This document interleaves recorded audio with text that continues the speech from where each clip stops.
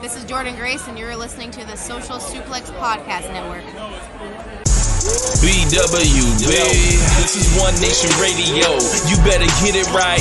Rich Latta, James Boyd came to give them life. The Blackest Wrestling Podcast has come to kick all ass and drop it 6 feet if they kicking trash. Word, let me welcome y'all to something different. And if you dig it, man, you should let some friends listen. We be getting it in, this on the regular dude. Ravish and flow, but this shit rude. See, James don't rap, so I had to break it down. The whole network, man, we coming for the crown. Raps in the columns, I keep them both covered. Making the beats too, so the listeners can bump it. Hit us with the rating, yeah, I'm saying it's a 5. Before you hit it, talk, bob your head side to side. It's One Nation Radio, and this is the beginning. It's Rich, and I'm here with James. It's time to listen to One Nation. We got to unleash the power of the pyramid. This is Mike Sempervive from WrestlingObserver.com. Check me out on Wrestling Observer Live every day. And also check out your boys, Rich and James, on One Nation Radio. This is Kenny Omega. We're listening to One Nation Radio. Check it out, guys. These guys know what's up. Big Kenny Omega fan. That's all that counts to me. Goodbye and good night.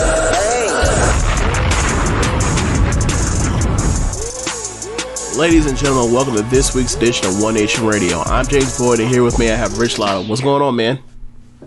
Not much, man. Just ready for the week that lays ahead in my life, and also NBA Finals going on, and just kind of mentally preparing for both of those things to play out. Yeah, for those that do not know, which will probably be all of you because we don't ever tell y'all shit, Rich is getting married this weekend. He's getting married on Saturday. This is a wedding that has had postponements multiple times due to COVID. If I remember correctly, the first date was June 22nd. It was June 20th. June 20th, close. And then it was moved to October 24th. 24th, yep. And then y'all said, forget all that. We're just gonna do it. We're gonna do it live. So y'all decided to move it to October 10th. Yeah, man. It's been a wild ride, ain't it? Yeah.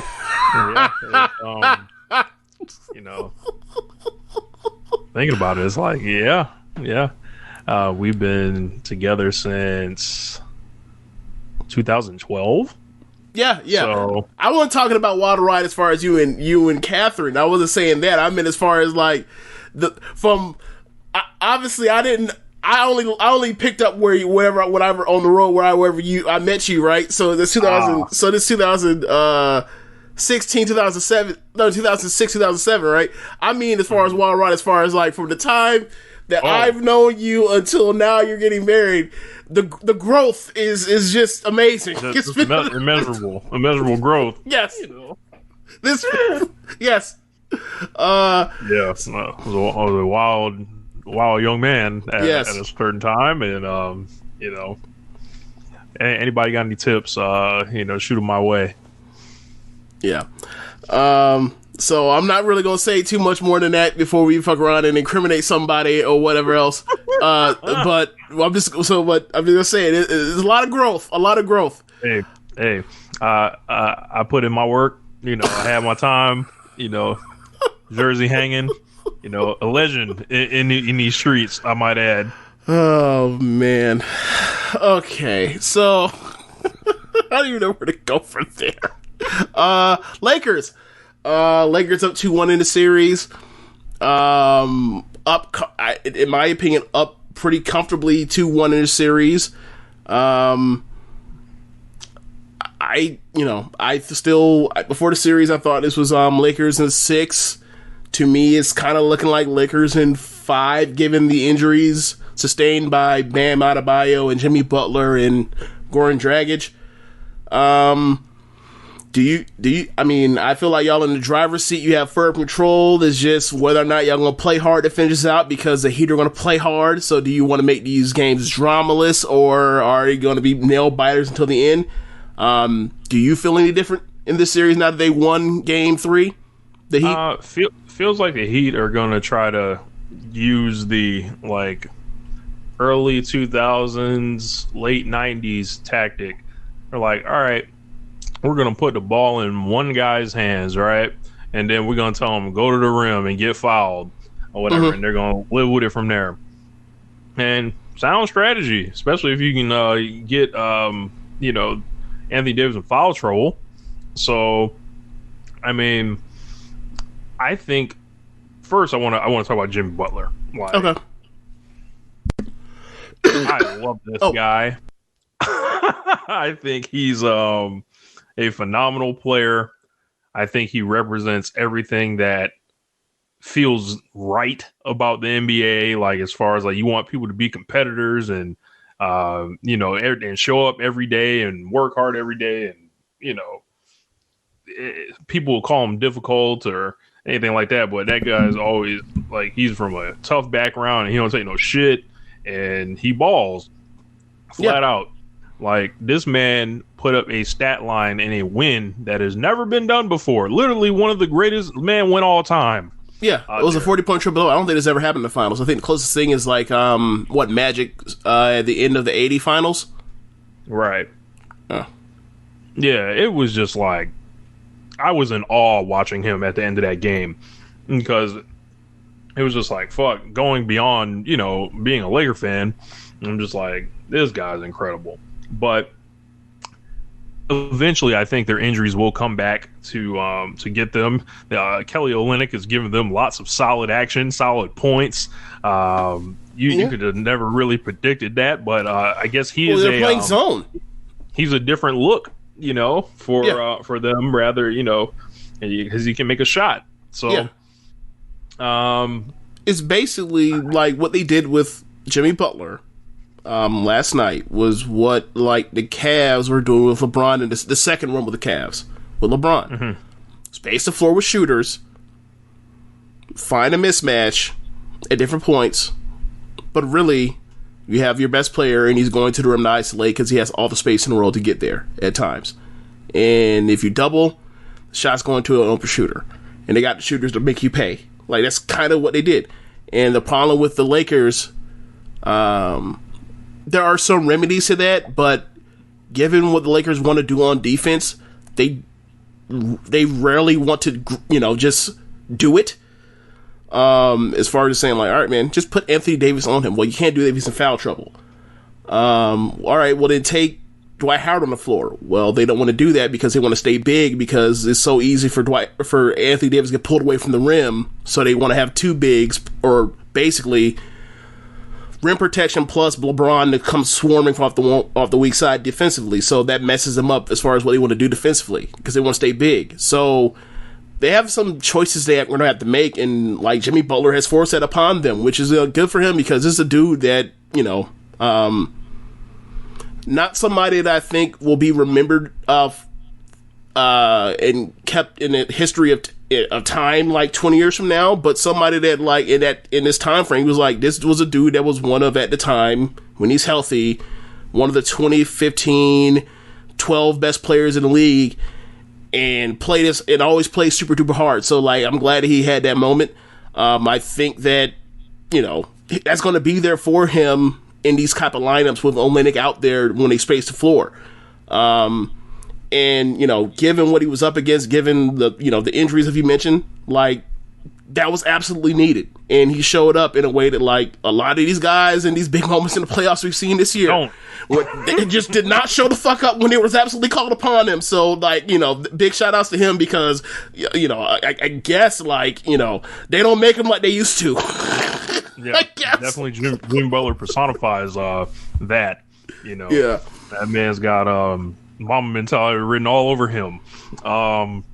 With a little harder background. Is that okay? So how much of it is mama mentality, and how much is that can't go back? Because he's absolute can't go back Hall of Famer. There are two distinct, there are two distinct philosophies. I think they're distinct philosophies, but it's a lot. It's still on the output. It still comes together though. It comes together pretty well as far as this being a psychopathic, basketball nerd, and being like, if I don't play as hard as I can, I might have to go back to my environment that I played my ass off to have to get away from. So yeah, like it's different. It's different starting points, but it tends to like lead towards the same down the same path at certain points.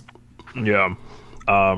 I still think the Lakers are in control. However, like I said last week, I never thought it would be no sweep. Yeah, I'll make the sweep jokes and all that, but I look at this as a tough team. Right. I was going to lay down.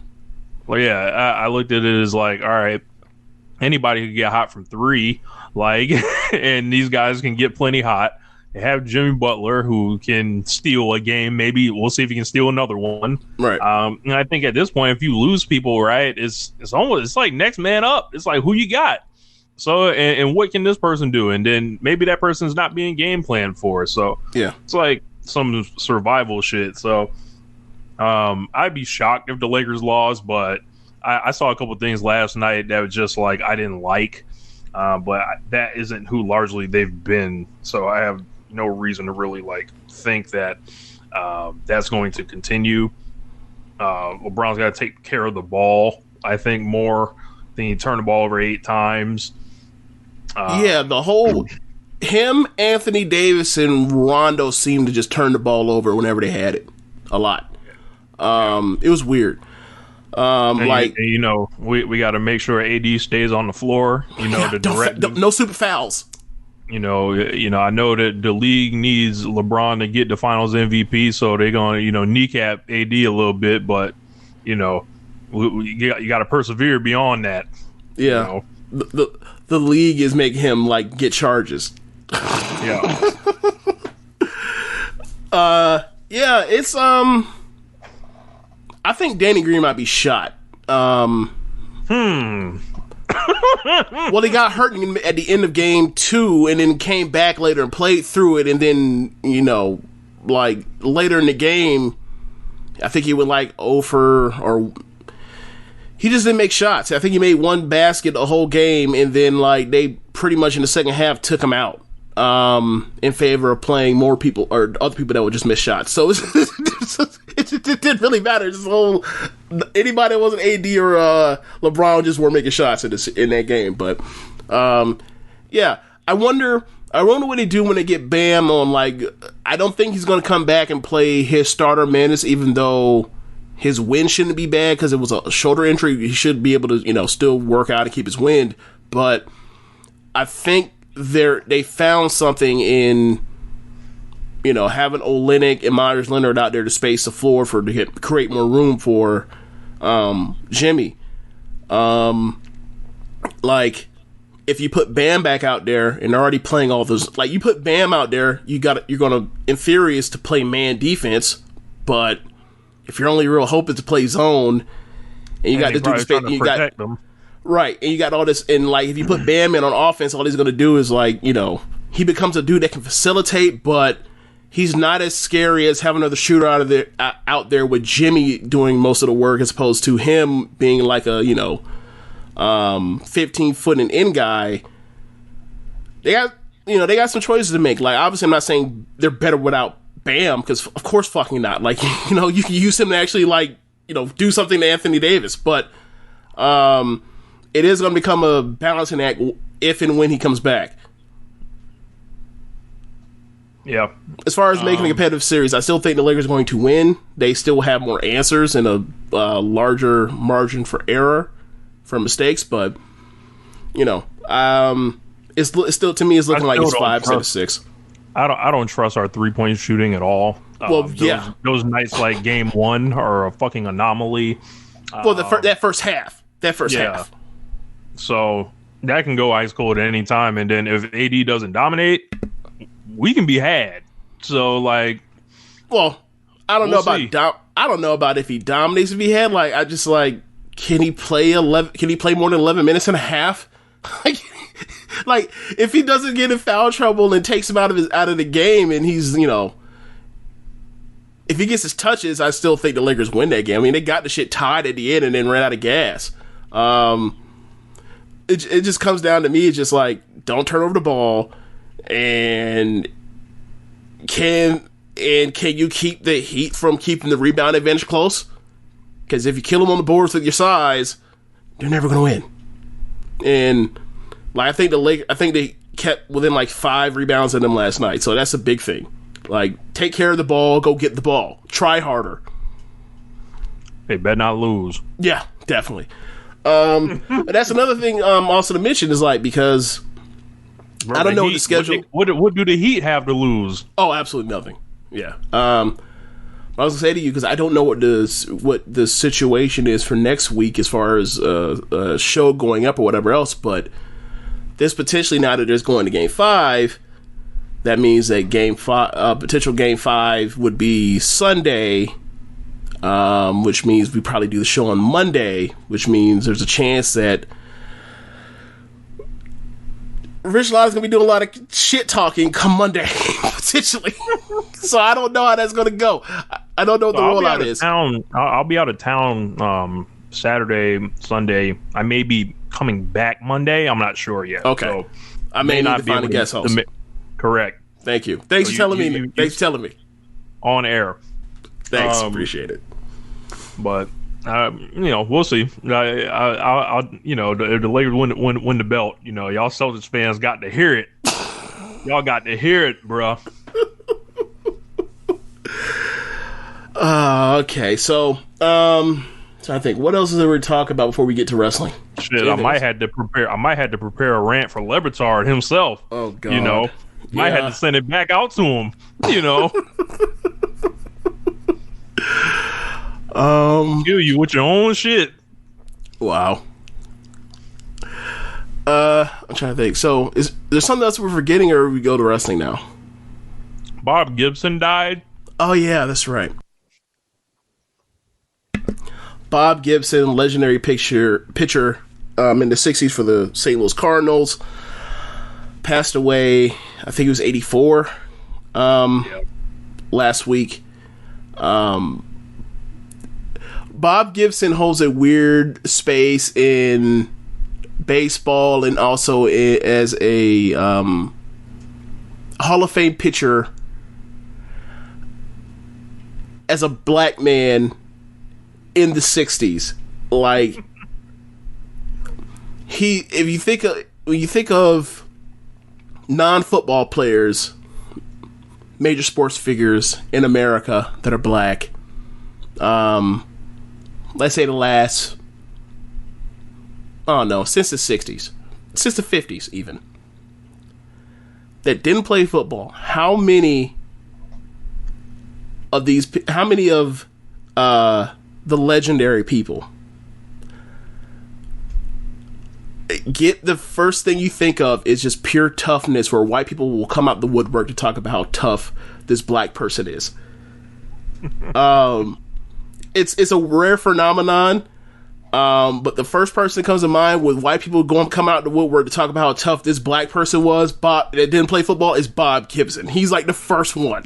Obviously you get Jordan, because they ascribe every thing to Michael Jordan, right? Mentally tough here, just but the thing about coming out of Nebraska, living there, making it to the majors, and to have this rep that you don't want to do anything to piss off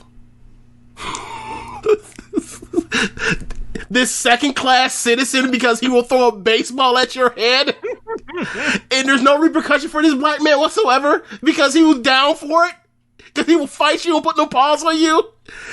It's a real special type of no back down that comes around once every few generations. He is the 1 in 100 in the words of Hiroshi Tanahashi.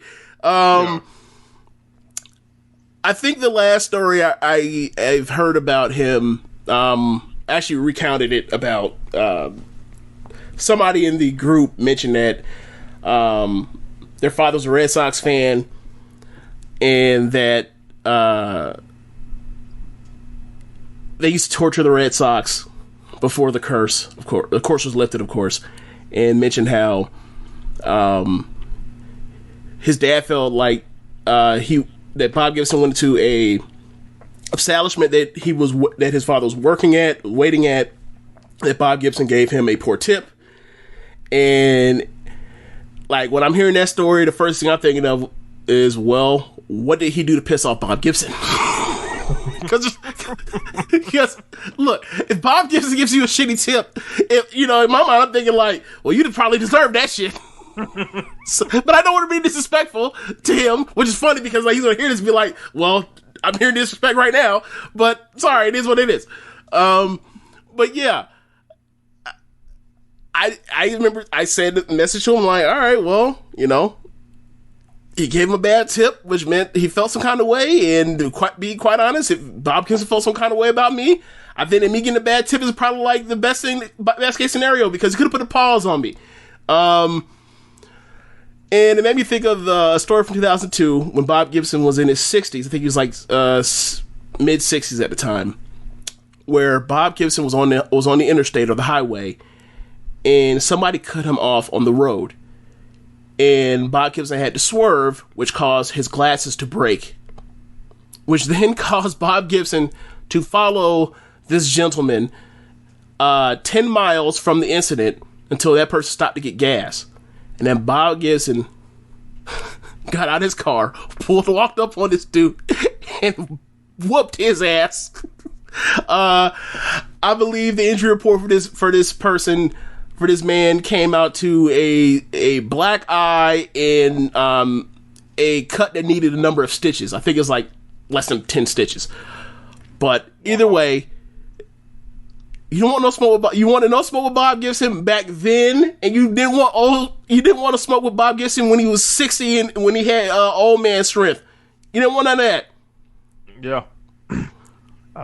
So rest in peace, Bob Gibson, and check out some of those stats from Bob Gibson. Like there was one season he had like a 1.13 ERA or some shit. Like there is something to be said about pitchers in baseball that didn't get to 300 wins, and you look at like their best series, like, oh, I see why they're in the Hall of Fame. Like, he's like, oh, like Bob Gibson, like after he's at like 250, Pedro, I don't even know if Pedro even got to 270 wins. I don't think, like, no, it didn't matter. That's the best pitcher I've ever seen in my life. The best starting pitcher I've ever seen in my life. It doesn't matter. Like 98 through 01, Pedro was like unreal. Like I think the closest we've seen since it is maybe like peak Kershaw, Verlander. Maybe. As far as talent, maybe. But as far as numbers, I don't think it even got there. I mean, Verlander was out here throwing 100 all the time. Yeah. So, but anyway, R.I.P. to Bob Gibson. One more thing on Jimmy Butler. So with Jimmy Butler, they started breaking out all the goofy statistics that tend to get brought out when usually LeBron's involved in these like situations where. So just a few fun ones. So Jimmy Butler scored or assisted on 73 points, tied for most in an NBA Finals game in league history, only second to Walt Frazier's 74 in 1970. He tied Jerry West. Jimmy Butler becomes the first player in the NBA Finals history with a 40-point triple-double and a win. Jimmy Butler had a 40-point triple-double and lost? Probably Jerry LeBron West. and Jerry West. Oh, okay. LeBron had a 40-point triple-double and lost? Yeah, in 2015. I don't remember the 2015. I don't remember the 2015 finals that well. Lots of bricks. Yeah. That's what I remember. Jimmy Butler is the first player with a 40-point finals game without attempting a three since Shaquille O'Neal in 2002. Wow. I didn't realize he didn't shoot a three. Yeah. Huh. Just a whole nother level of like, yeah, I'm about to own this shit. Yeah, bro, like 40-point triple-doubles in the playoffs are hard, let alone the damn finals, because, like, off the top of my head, I was like, I don't think anyone's ever done a 40-point triple-double in the finals. And the only one I can think of is literally Game 7 of the 80 finals with Magic. I think James Worthy did one. It was a 30-point triple-double. Yeah, it was 30, yeah. Yeah. That was when he won the 88 finals MVP, right? Yep. Yeah. Yeah. So, Yeah, man. I guess we should get to it. Yeah. I think you were talking about it when you sent me some message about how shitty like online discourse is like James Worthy on a team of Magic Johnson and Kareem Abdul-Jabbar was Finals MVP. Like they would have said that James Worthy carried Magic. It's like, yeah, they probably would have. So shitty. All right, on to the wrestling for this wrestling show.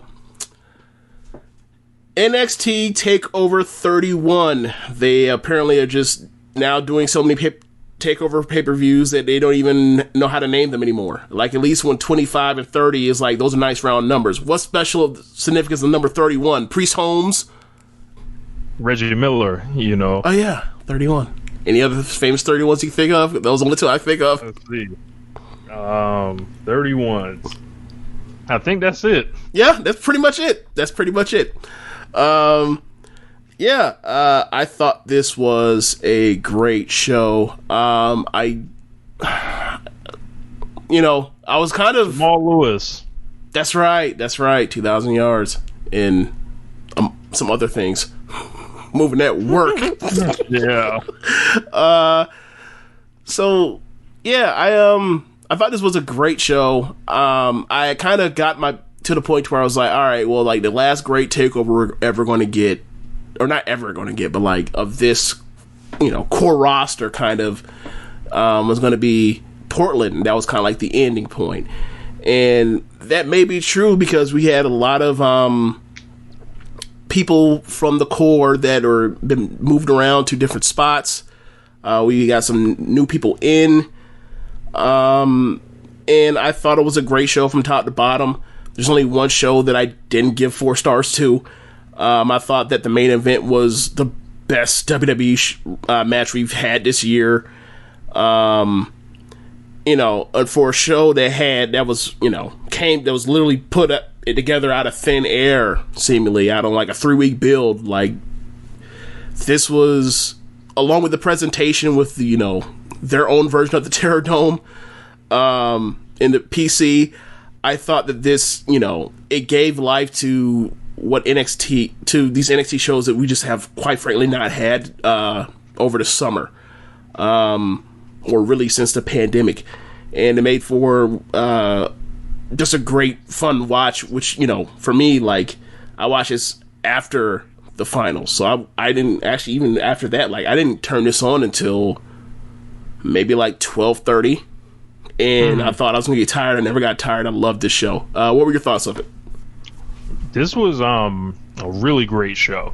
I don't think I've come out of a takeover feeling like this, like good, since like War Games last year. Yeah, I mean, because Portland, even with Portland, is like, oh, they're going back to Johnny and Tommaso. Great. So like that was but you had the. But I get exactly what you mean. It just felt like for one night, like they kind of turned the clock back in NXT, ironically, with Finn Balor. Finn Balor, for the first time, congratulations, has the best match on a takeover. Dude, do you understand? Okay, in the messenger group, for Social Suplex's messenger group, you know how hard I tried to fit achievement unlock Finn Balor has best match on a takeover? And it just wouldn't fit. It always get to like take. I couldn't get the EVER. I'm sorry, the OVER in. I just couldn't. So I was like, I'll just leave it alone. But yeah, Finn Balor has finally broken the seal after 6 years. He has finally had the best match on a takeover card that he was on. Truly an achievement for one of the greatest wrestlers in NXT history to finally have the best takeover match on a takeover. Jason Terry. I will randomly insert number 31 athletes throughout this review. Okay. Yeah, man, that was big. I thought it was really solid. Like the environment was like funny at times because the natural points where matches would like come down a little bit. They still had it all like turned all the way up, but I guess like when it's supposed to be like that, it kind of like makes it work a little more. I found the whole Capital Wrestling Corporation thing funny. I'm like, so they want to go back to those days, like to where like that's like Vince Sr. being on like in like 1950 and shit like that. And I'm like, yeah, you know, when y'all had this tremendous advantage, you know, of the Northeast territory in the national television. Okay. Yeah, I didn't get where that came from. Like, I have not been following the, I didn't even listen to the Triple H press conference call, midweek press conference call, and leading up to this show. I just watched the TV, and I turn it on, and I see this, and I'm like, why are they doing this DC, WWF wrestling shit? What's going on? I mean, whatever, the aesthetic is the aesthetic that they want to go with it. Like, it really... I mean, I guess they went with that so they can get the fencing up, because I believe the old shit used to have the fencing around it, right? Or am I mistaken on that? The old joint used to have like just the noise glass only. No. I mean, like, didn't back in the day when they were doing their shit mostly out of DC, didn't they used to have fencing around? Like, I think there was some type of fencing, right? That was in. Like, you know, like basically like between like the floor and like the 80s. 100 section or whatever what would be the 100 section nowadays. Mm-hmm. So I thought, like, other than that, you know, I was like, I see how that adds to it, but I don't know anything else, and I don't really care. I'm here to watch 2020 wrestling, not, you know, black and white wrestling, watching Bo Brazil or, you know, whoever else.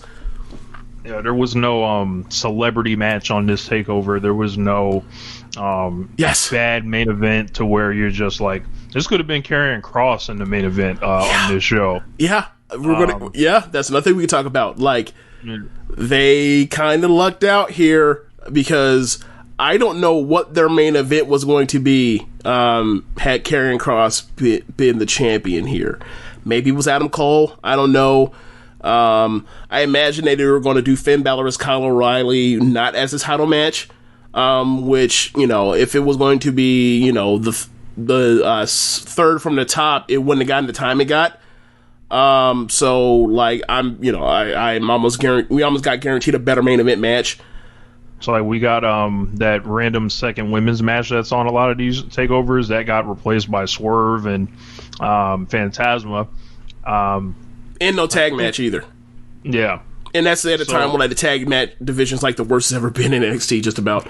So, or the weakest it's ever been. So, yeah, it definitely came through. Like, I mean, some of these matches came through. Like, I mean, I don't think, quite honestly, between the opener, the North American title match, the Cruiserweight title match, the Women's title match, I don't know out of those three which is better, but I know all of those are fours, at least. But I don't know which one would you say was the best out of those three? I would probably say the Swerve and Phantasma. Okay. I mean, because it's close between all three of those. So I guess we just go through it. Only thing I felt with was Adam Cole caught a case of the Menzies from Luke Menzies. I don't get that at all. And quite frankly, I don't care. I don't want to see your factory wrestlers. Like, get over it. Like, I know you got to try it, but I don't care about these dudes. Yeah, because also the part was like, well, the last time you gave us a factory wrestler, or the last time you gave us a really good men's factory wrestler, you're trying to be a fucking pedophile. Right? Like, and he's still on the show. Whatever. We'll get to it. Yeah. Yeah, but first match, North American title match, Damian Priest versus Johnny Gargano. This was a great match. I don't really... One thing that they did a little too much in this show was that they went to goofy interference stuff at the ends of a lot of these matches, or run-ins, like this match, the EO match, the oh my god, what's the other match? They did another match with this too. Oh, the Swerve match as well. Yeah, they had run-ins stuff. Like, I can understand you doing it once. I can understand you doing it twice, where it's like been a couple hours apart. But like, to do it, and there's 5 matches, you do it 3 goddamn times. So it's like literally three out of 4 matches straight. You do it. It's like, relax, bro. Like, you don't need, you have a crowd now, so you don't need to do something to quote unquote get it over the top. Like these people are good enough to wrestle to get it there. Like trust your wrestlers. But yeah, I thought this was a great match. I've watched so much wrestling I can't remember all the stuff that was done in this match, but I remember specifically the finish where they go from, they were teasing this spot at the beginning with the steel steps, which is a play on the Finn Balor match from In Your House where Damian Priest almost killed himself falling on those steel steps. But they teased it, they didn't go through with it, and then Johnny gets the advantage, goes for the slingshot DDT, gets caught and gets hit in like, I forgot what Damian Priest calls it, but it's basically the crossroads looking thing, and he just spiked for it, and it's like, Johnny, you got to stop landing on your head and neck, bro. Like you've done too much playing around, and bad things have happened to you a lot since like November or October actually. Don't tempt fate, bro. Don't stop. Greg Maddox. Yeah, not 31. But yeah, I thought it was a great match. What do you think of it? Yeah, I thought it was really good. Of course, I think Johnny Gargano falls to like 4-14 lifetime on takeovers. It's only 14? Draw. I think so. You sure it's not 34? Yeah, I don't know. I thought it was like we've been wanting Damian Priest, I think, to step up to be, because it's no secret. They have a big babyface problem. They have a big babyface problem, right? He's not the future or anything. This is an older guy. But it's good to see that he were essentially able to slide him into Keith Lee's role and keep it moving relatively. Yeah. And it's weird because I wonder if he was the guy they would have picked eventually to go against Cross, like down the line, like let's say next, the next WrestleMania takeover or whatever. That was the plan, because with the we joke about it is you love his gimmick is he is a babyface that hits on the female reporters. Yes. Service. But one thing to note is that ever since he's had this babyface term that they never actually officially did, his comeback and his hot tags work very damn well. On Wednesday, he had a tag match with the mixed tag match with EO versus the Garganos, and EO tags him Garganos. That's what we need to rename them. Sorry, the what? The failing Gargan. Yeah, however the fuck you say their name. The failing Garganos. The failing Garganos. His hot tag like I imagine in front of a crowd. Obviously, it's just all just a theory now because there is no crowd, no real crowd. Like I feel like his hot tags and his comebacks would get over big, and all the stuff he does with the flying, the striking, it just works. That's the modern style. And he's for a big man, I feel like he does as well as any American that's his size. Like that's a big guy. If and when he goes to the main roster, dun dun dun. But for right now, they let him do his thing, and his thing, I imagine, would get over in front of the audience. It already was at a certain point before this, but I feel like now that he's actually a good guy, I feel like this would be his opportunity to be like the next person. But yeah, we'll see whenever they get fans back, if that's in months or in a year from now, who knows. John Lester.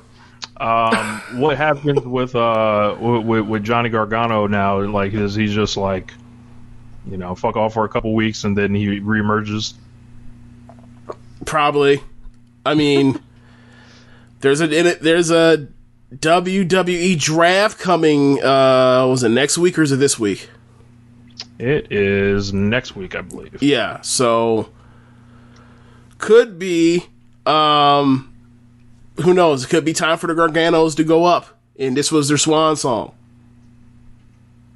Who knows? Yeah. I doubt it, but who knows? Anything's possible because, given the way that reports come out for all this stuff, not even Triple H knows who's going up when it's time to go up. And they damn sure they have plans for them when they come up because, they get retooled and stuff as opposed to, just getting this stuff done now and then they go up. It's like, oh, change his music, put a shirt on him.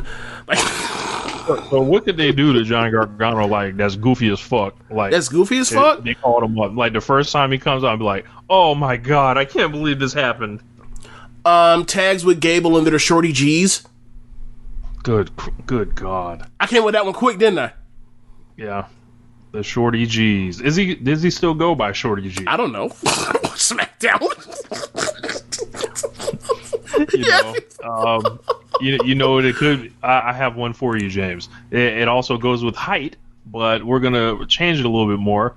They call Johnny Gargano out, you introduce him to the SmackDown audience again, and then Baron Corbin comes out and says, "Who's the short guy?" And then they proceed to have 3 weeks of disqualifications at the end of their matches, and then on pay-per-view, Baron Corbin takes 90% of the match, and then Johnny Gargano wins at the end. And then they do a rematch the next week, and then Corbin beats him on TV. See, now, that sounds a lot like what they did with Matt Riddle, but the thing is, there's not a chance in the world that, Johnny Gargano would get as much as Matt Riddle.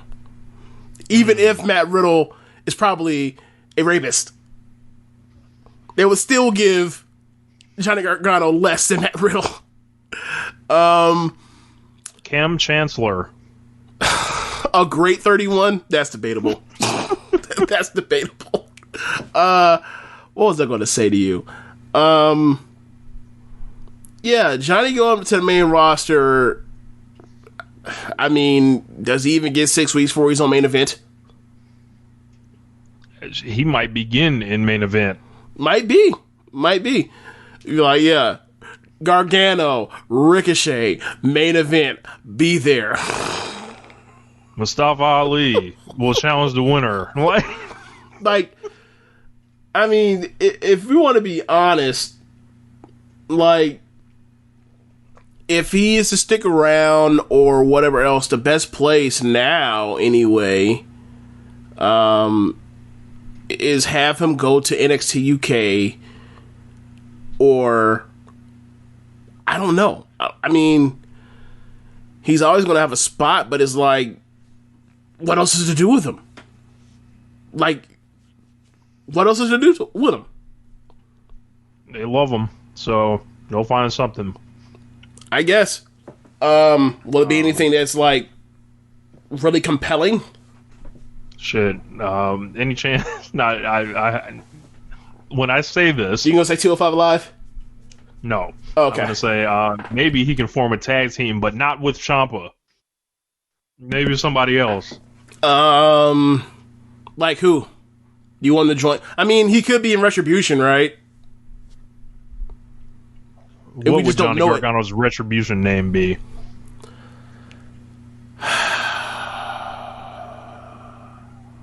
What was his Johnny? N wins, the N stands for no. No wins. Oh my God. Yeah. He'd be S fries for small fries? I don't know. Yeah. Trying to think who are the heels that are in NXT right now. I should easily be able to reel these off because there's a million of them, but I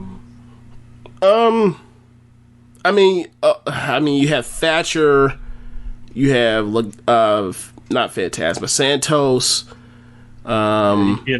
He can't do that. Do what?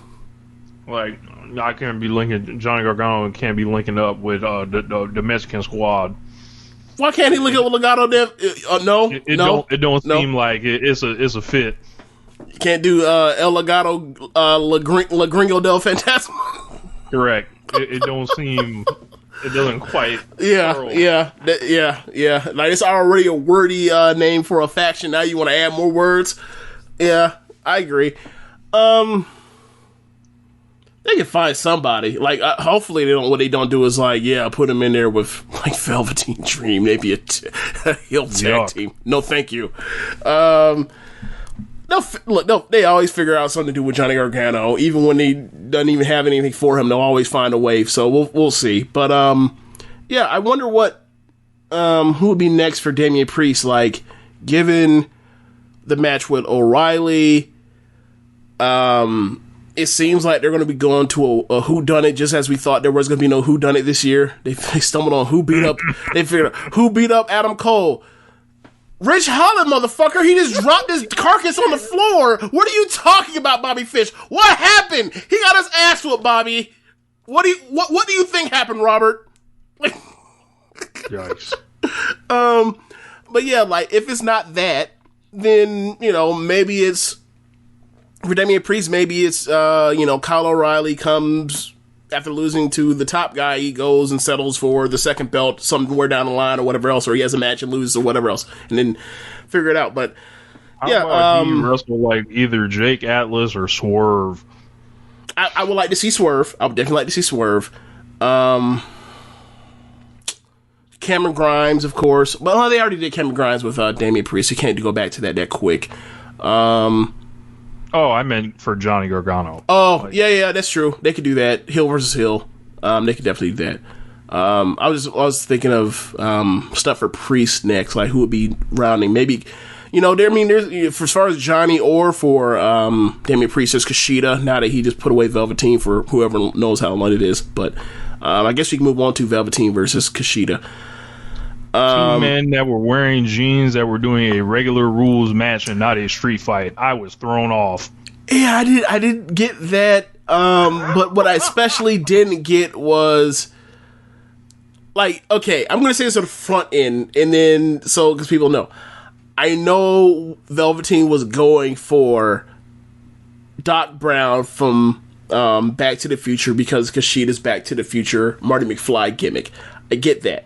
However, this man came through that crack smoke, and I'm calling it crack smoke for a reason, which I will not divulge to the listeners, but Rich knows what I mean by him emerging from this crack smoke. And this shot out, fried, scrambled egg brain ass dude came out with what looked like he had his hair spray painted with metallic silver spray paint, and then this man decided to, get himself ready for a wrestling match by working out and worked up a sweat, and then the sweat then proceeded to make the metallic silver hairspray melt down onto his face and his forehead and the back of his neck, and this man looked like the silver dude from the Trolls movie. He just looked like the Silver Surfer. Yes, I was about to say the Silver Surfer. Yes, that man did look like Wave the Silver Man. Surfer. Now, the last time we mentioned Silver Surfer in here, you said shout out to Stan. You said shout out to Stan Lee while not knowing that Stan Lee had passed. So let's stop that right now. But yes, this man did look like Max B. I don't know what's going on with this dude, and he had gloves that look like yard work gloves. That look like yard work gloves that happen to have a radioactive symbol on it. And the last time was somebody wearing them same gloves. He wearing them same gloves your cousin used to wear.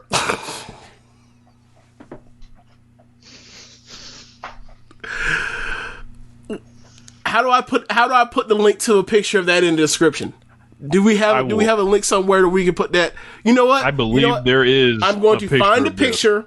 I'm going to tweet it, and then I will tweet the link of that picture. I will in the description for y'all to see, so y'all can additional supplemental viewing with the podcast. Check it in the Discord. Yeah, that too. But we'll figure it. Oh my god. But anyway, my joke was going to be the last time I heard somebody wrestling with some yard work gloves on was Barry Windham on Nitro in like 1999. Yikes. Barry Windham had cowboy boots on, some Daisy Dukes, dog, a super black wash beater, Barry Windham, a black beater tucked inside the Daisy Dukes with the work gloves. I didn't know what kind of look this was, and quite frankly, I think that Barry Windham 2 also emerged from the crack smoke. So anyway, to get to the match, Kushida just proceeds to, in much the way that I've described to you over the last, every time we've seen him this year, he's just like the best fucking aggressive technical wrestler in the world at times, and he just proceeded to want to rip this fucker's arm off his shoulder, and he pretty much accomplished that for like 15 minutes. Sorry? A funny tweet I saw was that Kushida attacked the hand that Velveteen Dream texts teenagers with. Oh my god. I cannot seriously analyze the Velveteen Dream. Dude, not only can you not do that, while he's in the ring and he's bumping around and selling for the dude, it's so cartoonish, and there's things that he's doing that, like, I don't know if this is a human being playing wrestler because that's his job, or is this like a wacky, wavy, inflatable hand person, like one of the Bailey buddies as are flopping around. Like, I don't know what. I mean, obviously, Velveteen was always a cartoonish seller, but he turned this shit up to a level of 100,000 trillion. So, like, in the first 5 minutes of the match, I was like, "What the fuck is this dude going?" And that's when I asked you, because, like, what is going on here? Because this man's out of his mind. He looks ridiculous, right? And this man is also wrestling ridiculous. And I'm like, bro, is he having like a mental episode? Which is like, he's under a lot of stuff right now, a lot of his own goddamn doing, but still, you know, maybe, just maybe, for the sake of his own well-being, because y'all still clearly want to invest in this dude, I put him on TV, maybe you should protect him from himself and not put him in this spot because he looks fucking ridiculous. And quite frankly, for your own protection, you shouldn't even have him on TV either way. But like, this is no good for anybody, him being out here. He got his ass whooped, sent away. I don't know if this is anything for Kushida. As much as this was like to, more or less, it felt like it was like a burial of Velveteen Dream because he whooped his ass all throughout the match. The finish comes up with Kushida having him in a hoverboard lock, the Kimura. Velveteen powers up, hits him with his DVD finish, but Kushida just keeps the fucking submission on, locks it in harder and makes Velveteen tap. And then Kushida, after he wins the match, proceeds to rip his arm off out the socket, and then Velveteen is left to just like tap out and cry until they go away. Also, in the middle of the match, Velveteen Dream, when he was taking the advantage, was yelling, "Come on, Marty!" Yes, the Velveteen Dream, known diddler, yelling, "Come on, Marty!" as in Marty Scurll. I didn't even think about the Marty Scurll connection. But I was thinking of like, he is an alleged pedophile, and he decided to get at this dude. He is going to then embody this old dude that had this super weird relationship with a teenager. My God, like this, like it could be more on nose if you tried. Like, what's not triggering here? Where's self-awareness? What's going on? Who told you to do this? Who allowed you to do this? Why did this make it through all these different places? Like, you can't think of all the stuff you can't do in WWE that you have to go through. You mean to tell me that no one said, "Hey, bro, be on Twitch, be on YouTube," right? Think about it. They tell you, look, they say you're not an employee, but they tell you when you're going to work, how you going to work, and all that, right? Meanwhile, they tell you how to work, but they don't tell you how to not dress like Doc Brown. Really? Look, the referees will lean over and tell you to sell more. Right. You know how many times during the show I heard them point out how many minutes were left in a match? I'm like, well, I know how long this match is going. Thanks. Yeah, I think it was the Priest match where he 20 minutes. It was great. He was like, register that. Make sure you register that more or whatever. And then he said sold 20 minutes. The next 35 seconds he sold. Right. And then one of the refs, whoever the ref was, said to EO 15 minutes. I'm like, okay, I get you need to. First off, I shouldn't be able to hear that. I just shouldn't. The mics is super turned up. Right. Anyway, we can move on. I mean, the match was good as a match. It's a match you would give over 3 stars to. It's the worst match on the card. Whatever. I just don't want to see Velveteen on my TV no more. I just don't. Yeah. So next match after that. Ooh, I'm blanking. Next match after that is Swerve. That's right. NXT title match. That's right. Yes. Boy, and when I saw the entrances on these two gentlemen, I immediately knew the finish. Really? Yes. So if you get a quote-unquote did up entrance, you know who's going to win? Feels like it, on this show, at least. And then you start thinking about, remember how they was bringing in Cross and all that shit. Yeah, Cross. You can tell who they invested in. Andrade against Gargano. Mm-hmm. I wonder this. Well, when did that's not that hold up. That didn't hold up because Asuka and Ember was out here bringing out Nina Strauss. That was not that did not work. Adam Cole getting wrapped to the ring. Yeah, that was when he won the title, right? Yep. Yeah. Which is also another funny thing, Rap and Adam Cole, those things don't go together. There is nothing about Rap and Adam Cole that seemed congruent at all. But okay, if you say so. His interest is good. I think he may listen to a lot of Eminem. I can see that. I could see that. Especially given his age, I could definitely see that. Phantasma, superstar entrance. However, he did not impress me in the least in this match. He's Adam Cole. Swerve. He's Mexican Adam Cole. Yep. And what I mean by that is his job is to enhance the baby face. And this is, I remember I was saying this the first time I ever saw him is it might have been the first match I ever saw him was against Swerve actually. In the Cruiserweight Classic. I think that was the first match. His first match. He is there to keep pace with the babyface, to keep advantage, but not be flashy at all, or rarely be flashy. He clearly knows what he's doing, but it is all about the babyface and making the babyface look spectacular, which, Swerve can do that easily by himself. Swerve don't need help looking great. He always looks great, no matter who he's in. I've ever seen him in the ring with, but yeah. It was a great match. I think the best near fall of the night was when he hits the 450 splash and there's a kick out. I thought that was the most I've been gotten in a while off of a near fall.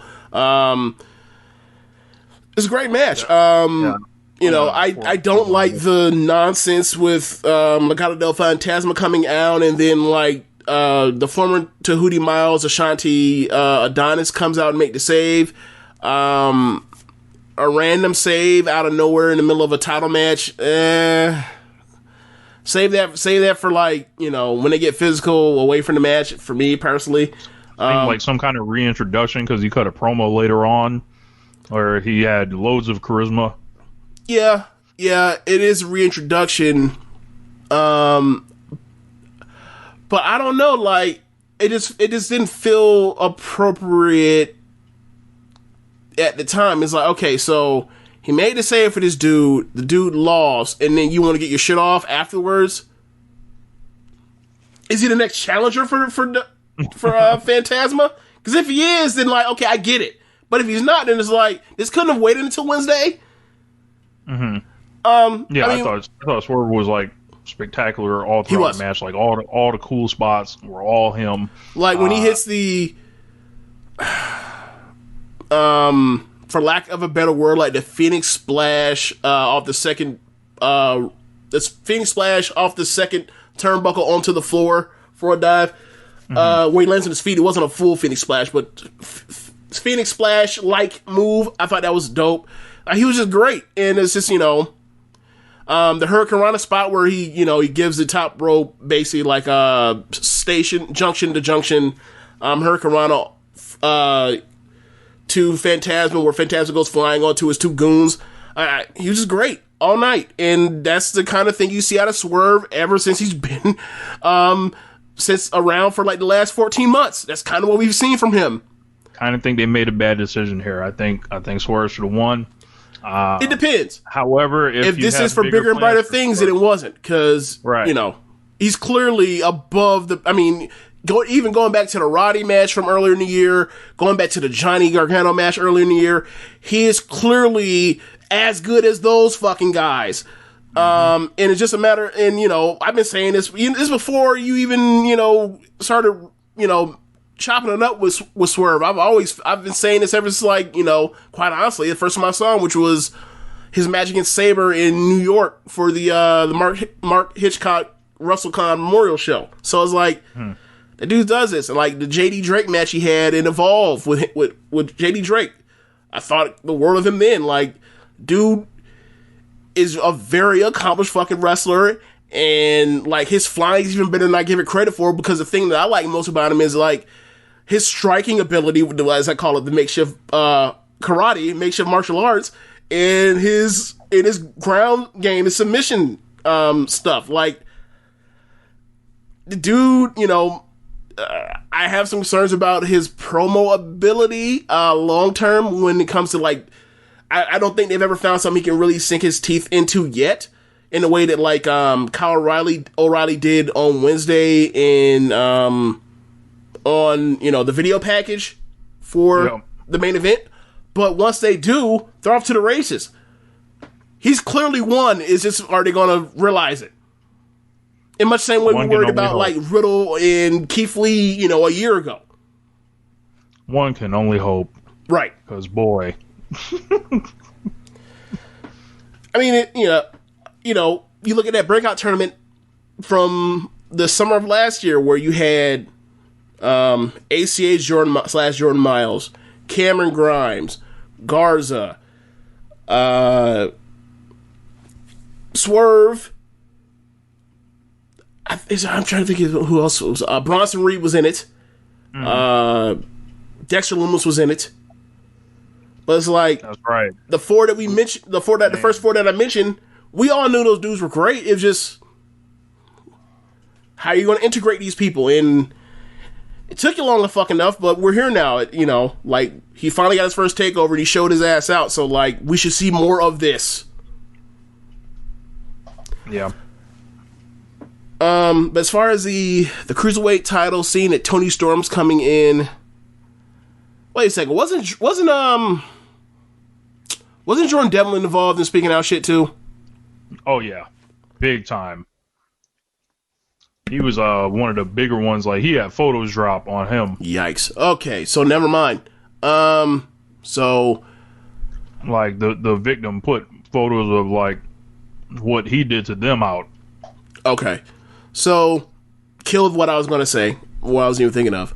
Because they were, eventually they were talking about, they're going to be cruiserweight champions, and eventually you're going to have a match, but one, they're both heels, and then he probably shouldn't be employed anymore, so whatever. Phantasma, there are guys for him to go against from the UK now that, with Tony Storm, it seems that, them coming back is an option. Like, there's Flash Morgan Webster, there's Bate, obviously, there's Mandrews. Keep him coming. Like, he's gonna have quality matches with all them dudes, and just put them in there and let them do their thing. Because like I've always liked the Phantasma act. It's always been well done. It just comes down to all right, now that we're through this, seemingly through with Maverick, and now we just finished up with Swerve, what's next? Then at this point we get the NXT Women's Title match, rematch from a takeover match from last year, Io Shirai versus Candice LeRae. They had another great match. I don't think this is as good as the last match that they had, but it was a great match nonetheless. I'm starting to think that like the Johnny involved of all the Kansas stuff is just exclusively to get heat on Johnny. Yeah, I don't know why Candice would be like, listening to Johnny or like, needing his assistance in takeovers. He don't win. So like I think he's won more than her. And that's saying something. God right. Damn. Right. Like shit, has she let's see. Aside from winning 2-on-4 in Women's War Games, has she won a takeover match? Because I don't think she has. And that's really all about Rhea Ripley. They ain't got shit to do with Candice LeRae. But yeah. So Johnny Gargano found a way to do his Johnny Gargano shock kick out phase in a match that wasn't even his. Amazing. Yeah. I thought you said you wanted to watch TakeOver. Finessing. Right. So like, at this point, be like, LeBron's in the finals again? I thought you said you wanted to watch the finals. LeBron is the finals at this point. Johnny Gargano making a shot face? That is TakeOver. But yeah. Glad he didn't stare at his hands. Just his hands? Yeah. He didn't do the "Why am I so violent?" Oh my god. Okay, I get what you mean. Okay, so that starts Someone off... had a great tweet where they retweeted that picture and there was like, "Why am I so referee?" Like, bitch, I was hollering. Like, Johnny, I think, had the shirt inside out too. Is like, what is going on? Like, okay, so let's go through this match. Match starts off. Candice gets starts working over Io's back. Just a lot of back-based offense, back crackers or backstabbers as well. Io overcomes it.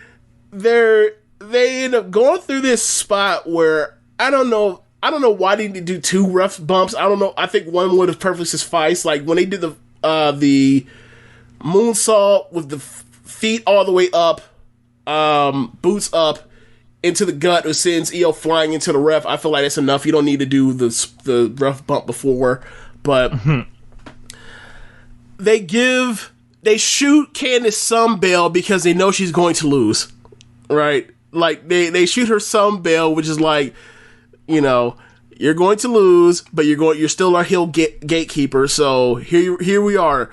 She ends up hitting a move after the ref gets wiped out, gets the visual pinfall. Johnny comes running down to the ring, puts on a ref shirt because why the fuck not? I guess, right? Like why not? Sure. Like, fast. Who allowed this? Right. Which is like, well, where is William Regal? Well, remember, I guess there's a precedent because remember that's how Sasha beat Bayley for the fucking title at SummerSlam, right? Or not SummerSlam, like a couple weeks before, right?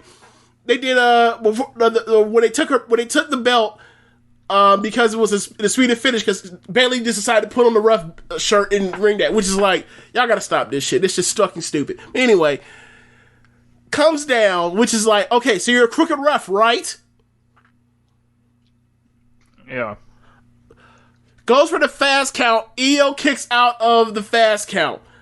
Just pounded Matt a third damn time and call for the bell. If she can kick out of this shit because she recognizes that there's somebody slapping on the mat and you're as good a ref as anything, just call it. Fuck them. 1, 2, kick out. Fuck you. 3, ring the bell. Whatever. A scam was going down. And Io Shirai, even though she, may or may not have a rough grip of the language, recognized the moment. Right. Yeah. It reminded me of You were not going to pull a fast one on her.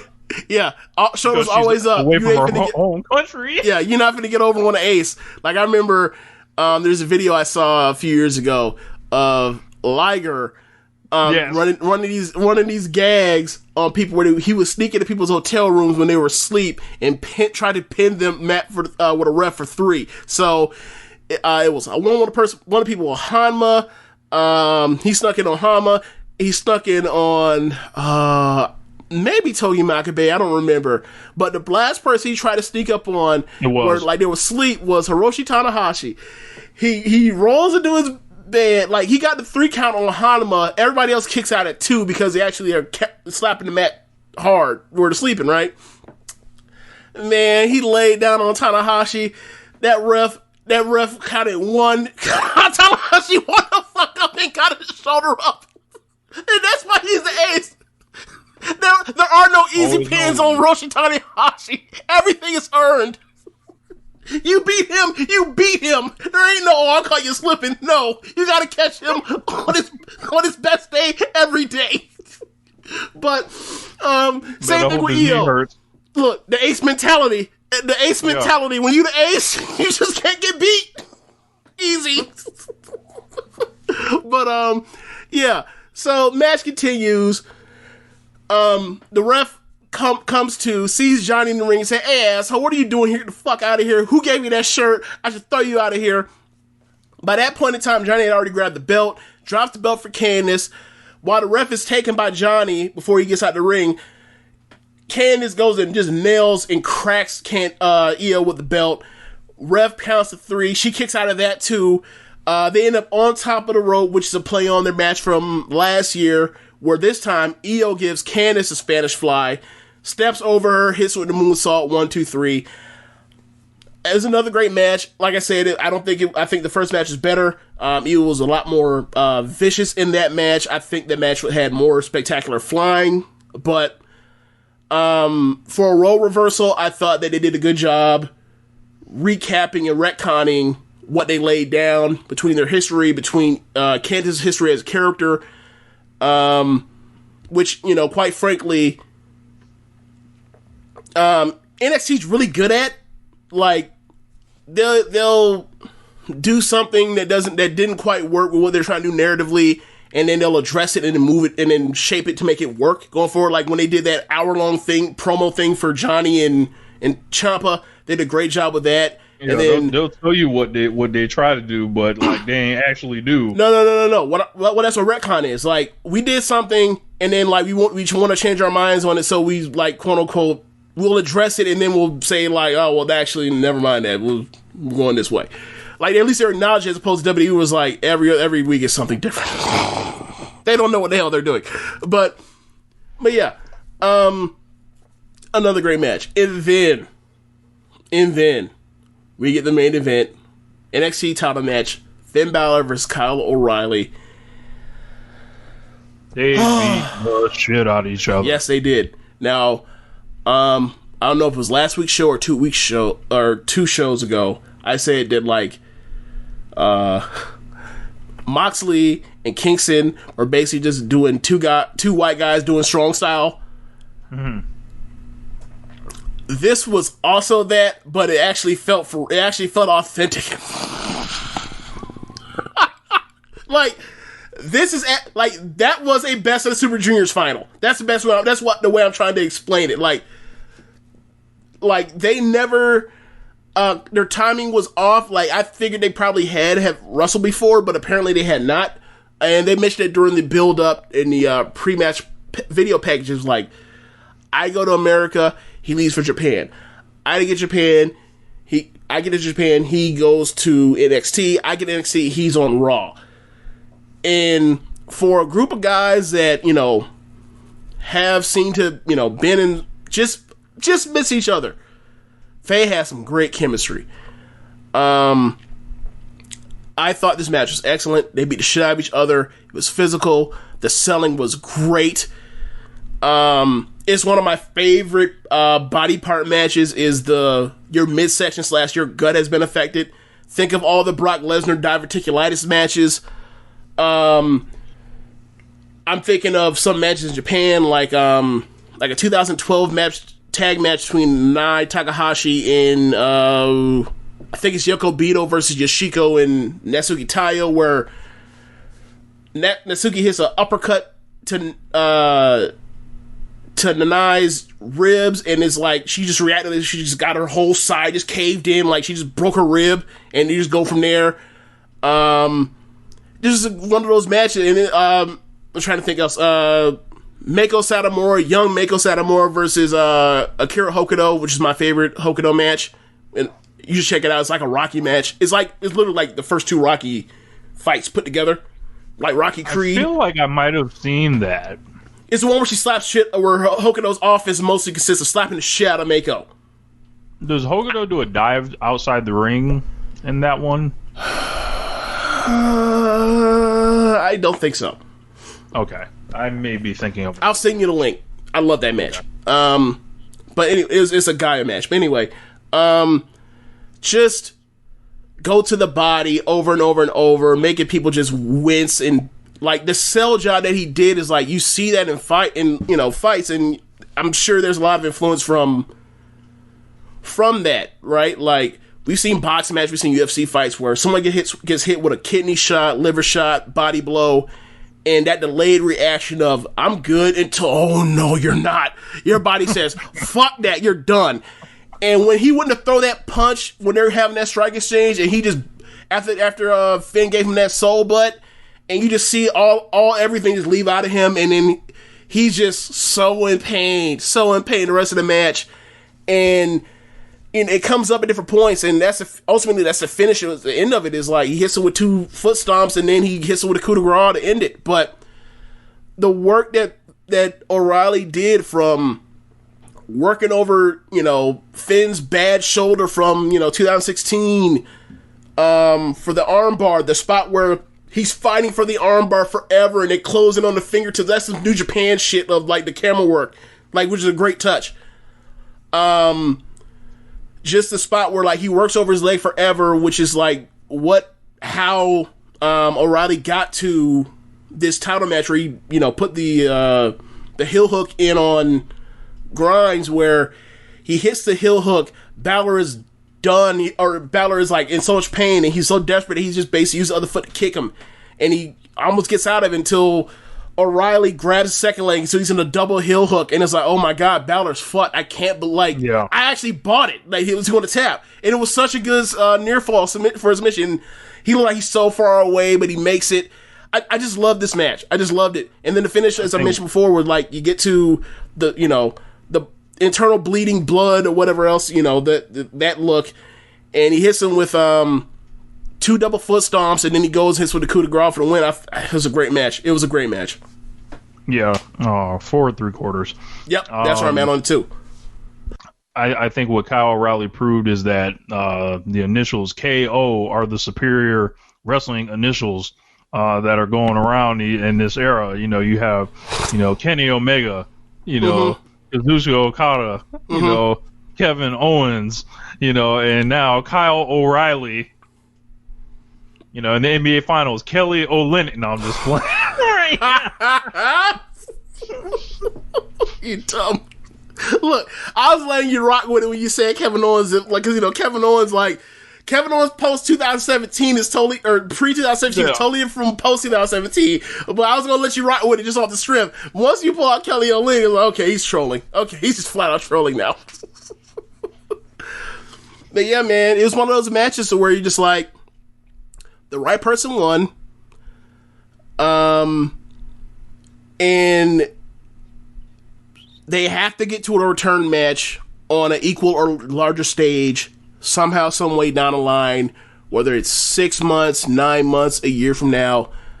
They have to get back to this match, and with that promo thing that they did, that face-to-face meeting with Sean that they did, like,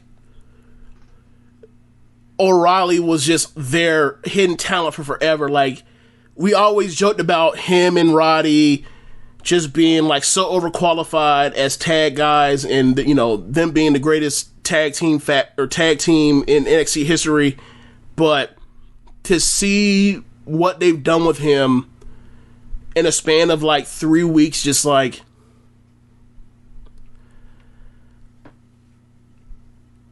what they did was just so wrestling. It's just like rely on your guy that has talent. You know what he can do. You've seen it you've seen it up close and personal, whatever else all this time. You give him a shot or whatever else on a different stage. Something he's qualified to do. Is just you were using him doing something else. He's great with it. He has a great match to pay that off, and now it's like, now the chase is on. I don't know what you do with Undisputed or whatever else, but like, that dude should have a crack at being like a top 3 babyface on this brand, or maybe the number 1, given the fact that there's no baby faces right now.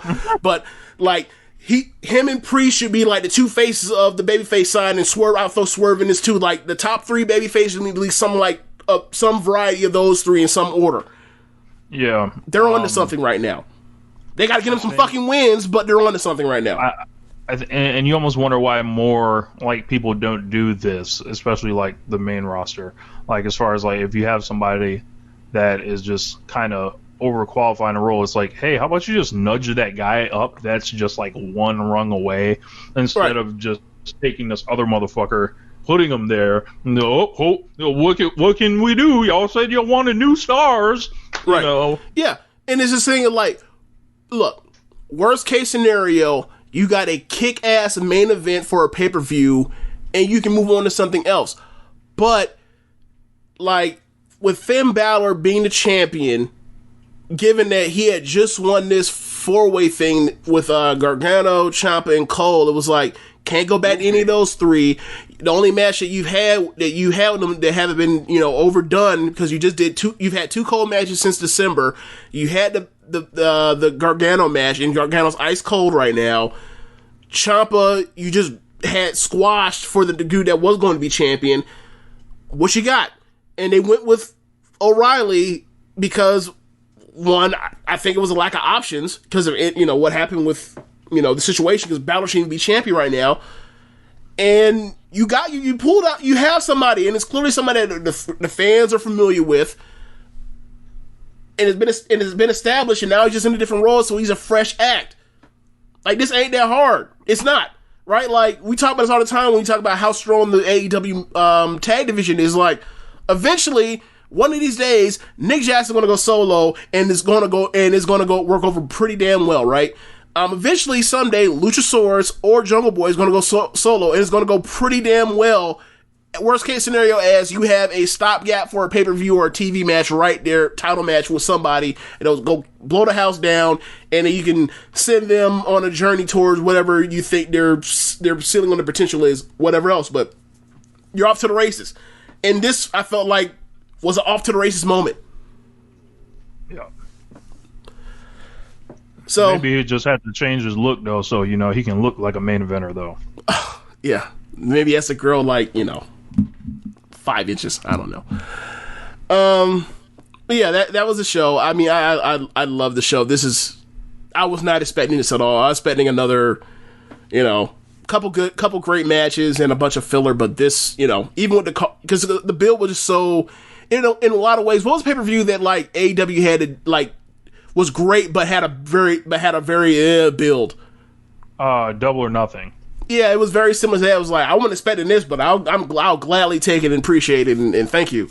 So, Rich, I guess it's time for the AEW Dynamite report. Yes. Thought this was an awesome show this week. A lot of stuff moving forward.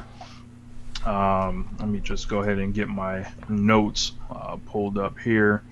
But there is we'll get to it in the review, but there's a tournament that's going to be going on where the finals are at Full Gear. Winner gets a shot at the AEW Championship. So that's going to be really interesting. First 3 people got named, and we'll get to it on the review. But we opened up with Ricky Starks taking on Darby Allin, a match that we've been waiting for a while, and it was well worth the wait with these gentlemen. And a match that went short enough to where you could easily do another one. Yep. So it went 9 minutes.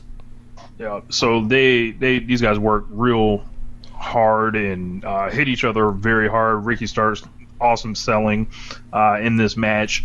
There was, some Will Hobbs and Brian Cage interplay, which seems to foreshadow their match that they're doing next week.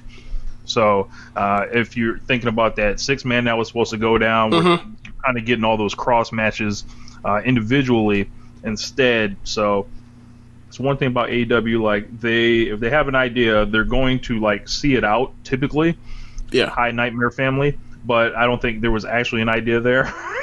There was a mandate sent on that one, but Darby Allin ended up getting the win, and that was it was a very big win for Darby Allin, because we've seen him so many times, I think, in the underdog position, trying to fight uphill against Cody, fighting against Brian Cage, fighting against Mox, and then it's like, well, when is his time? And then Ricky Stark's a guy you just bring in.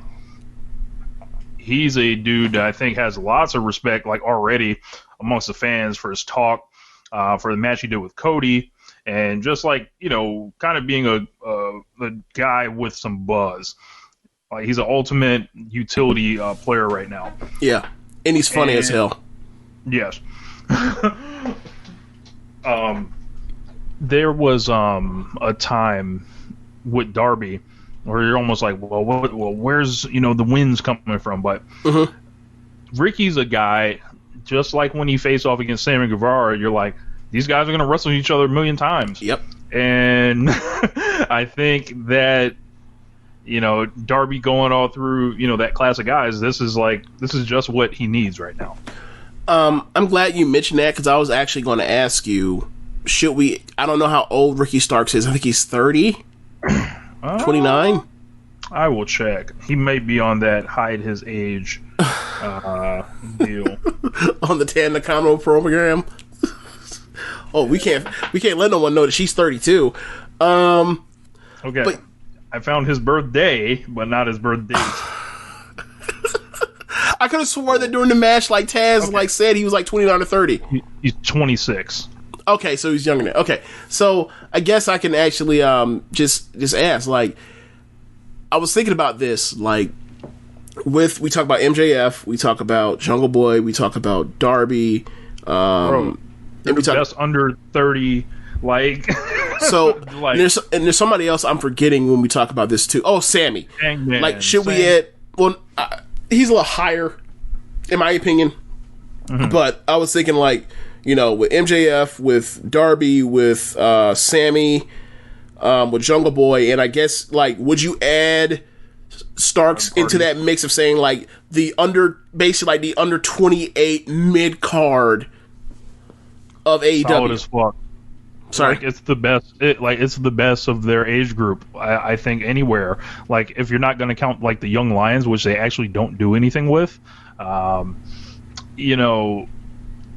you're looking at New Japan. A lot of those guys are in their 30s.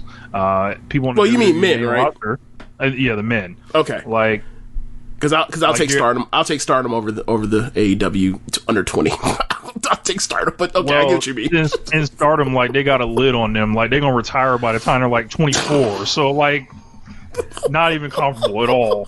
Like, these guys are gonna be around like this. You were saying but I'm saying, like, you was like the best set of wrestlers at a certain age group. I was like, all right, well, how about Stardom? that's what I was saying. You're at the end, because I didn't finish like where I was going with it. So, like, if you're taking, like, who do you want out of anybody that's out right now that's in that age that's gonna be around for 15 years? Okay, it's these guys. You. Like, okay, I get you. I get you now. Like, it is not particularly close. I get you now. If you were to say as far as vesting into the future, yeah. Because as you said, someone will just fucking retire on you out of nowhere in Stardom. Correct. Or Joshi in general. Not everyone will be Aja Kong. Not everyone will be Nanae Takahashi. The rest of the hanging out. Hey. I don't say it enough, but I miss Suzuki. Yeah. So Darby got that win. Yep. And presumably they'll run it back one day. Okay, so you mentioned the cross matchups that they're doing. Like, they're going to do Hobbs versus Cage. Is that this coming week? That is this week. That's this week.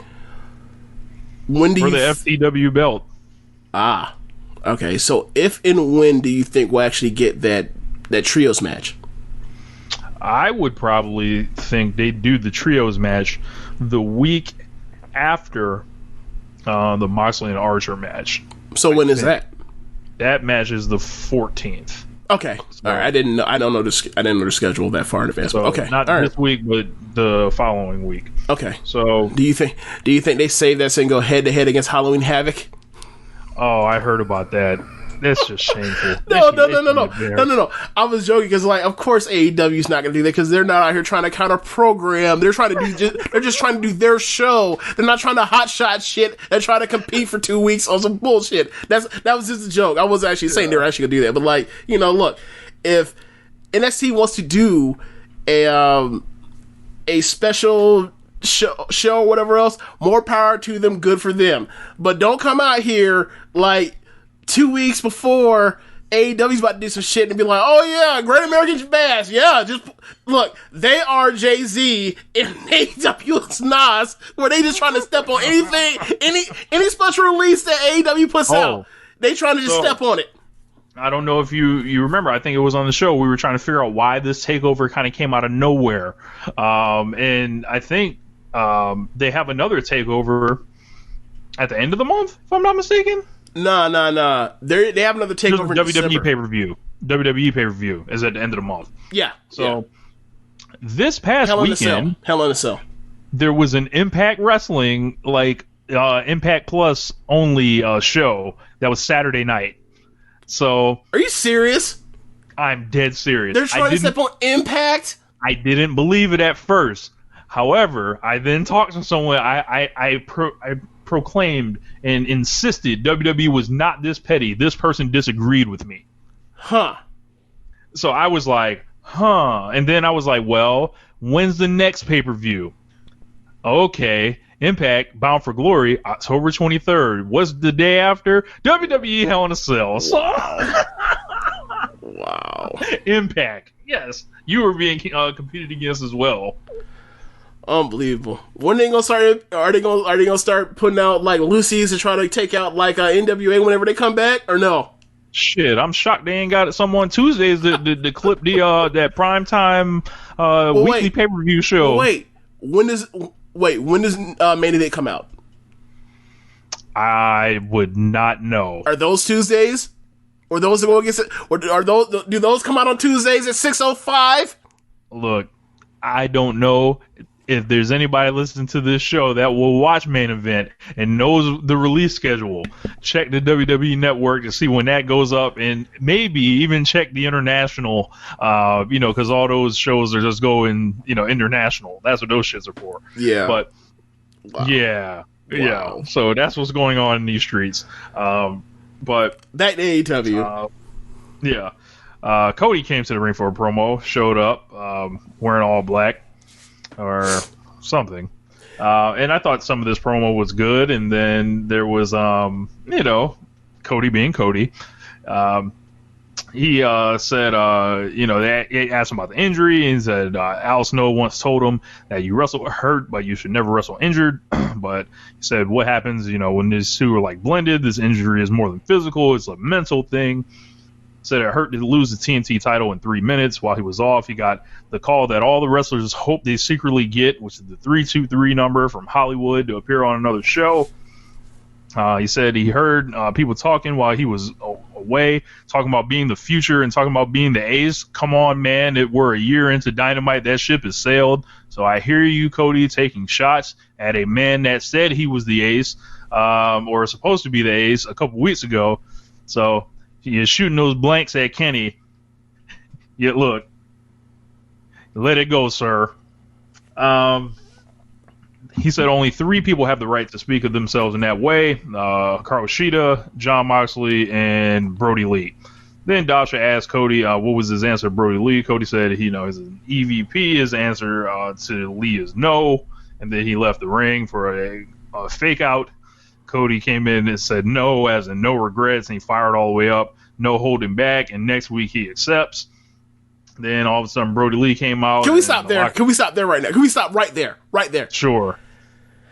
He said no, seemingly hauled ass out the ring with the quickness, stopped literally like half a step from the ring, like on that ramp, didn't actually like get anywhere, like he was actually out of there, and then immediately turned around before the crowd can even register that he had said no or respond like, Cody, come back, no. It was so fucking fake.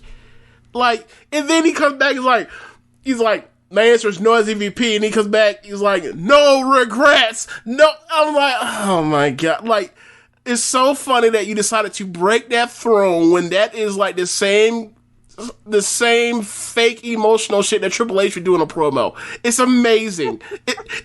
Look, NXT, AEW, they're cosplay ace factories of their own making. They're so much alike, but they're on different sides now. It's so interesting, so interesting. Amazing. Triple H never picked this up. Oh my God! All right, continue. We can get to this shitty quintuple pull apart. Go ahead. My God. Actually, I kind of like the wild brawl that showed up here. This was not Undertaker and Brock Lesnar. This was not. They did 5 pull aparts. Yeah, it was a riot out there. Get the fuck out of here! Go ahead, run through it. So Brody Lee came out, and then the whole locker room emptied and tried to hold them apart. Then Brandy ran in. She hit a flip dive off the post onto the border. Anna Jay then ran in with Brandy. Nyla Rose kind of got bumped into on the barricade, jumped the barricade, and started beating up Kylan King. I like that part. Just, in chaos, chaos strikes, all them wrestlers around, somebody gonna swing. Then after, they went through a commercial, the pull apart started, and then Brody bounced back to the stage and held the TNT belt up. Between Cody and Brody, there were 3 pull aparts. And then between Brandy and Anna Jay, there were 2 pull aparts. They did a quintuple pull apart segment. And none of the 4 people actually look like they actually want to fuck each other up. It was just like, all right, we just out here doing this. All right, fine. Like, Cody, once Billy Gunn grabbed a hold of Cody never moved. Not one more time. I mean, if Billy Gunn grabbed you, what you really gonna do? Hey, maybe, just maybe, don't put Billy Gunn in it. There's a thought. So Cash, he looked more scared of Billy Gunn that was there to protect him than he was of Brody. So they've got don't go nowhere. Okay, boss. We've got this dog collar match next week. They dropped the Road to the Jericho show. They did a 7-minute build up of the program. Mm-hmm. Cody doing a bunch of narrating and talking on it, and it's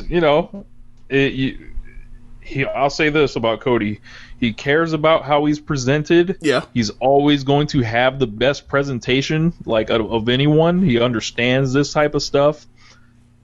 I'm like, all right, just make sure some of that shit gets spread around a little bit, sir, because I think other people can use that. Then there was FTR back there. Cass said they did Best Friends a favor last week by refusing their challenge. He called the Best Friends glorified backyard wrestlers because, of course, they're doing the Jim Cornette spiel. And participation trophy guys said that SCU are different and are deserving of a shot. Then Shivani then asked about the Young Bucks. Dax then said, he started talking about Dave Meltzer and said, if this was Dave, maybe they can get a title match. So Dave Meltzer officially a part of AEW as a shadow character. He said, this is the point. When you mentioned Dave Meltzer, that was when after on the totally insincere Cody promo, the terrible pull apart brawl thing, and then mentioning Dave Meltzer on a fucking wrestling show. That was when I messaged y'all, because I watched this on Saturday, and I was like, hey man, I think I may have missed like maybe 5 minutes of all the Dynamite airtime. I think I might miss 5 minutes of it total. And I asked y'all at that point, because that's like a half hour in, hey bruh, can I just tap out right here? Does this turn around? I asked it because I was like, this is just awful right now. This is bad TV right now. And so the Darby Allin and Ricky Starr that went out the window. I get one good match and then I get 3 segments of shit. I'm like, okay, like when is it gonna stop raining on me, please? So y'all messaged me and said, all right, it turns around. So I was like, okay, it did turn around. So I'm glad I didn't just say, forget the show, I'm done. Like at that point in time, I had to watch NXT.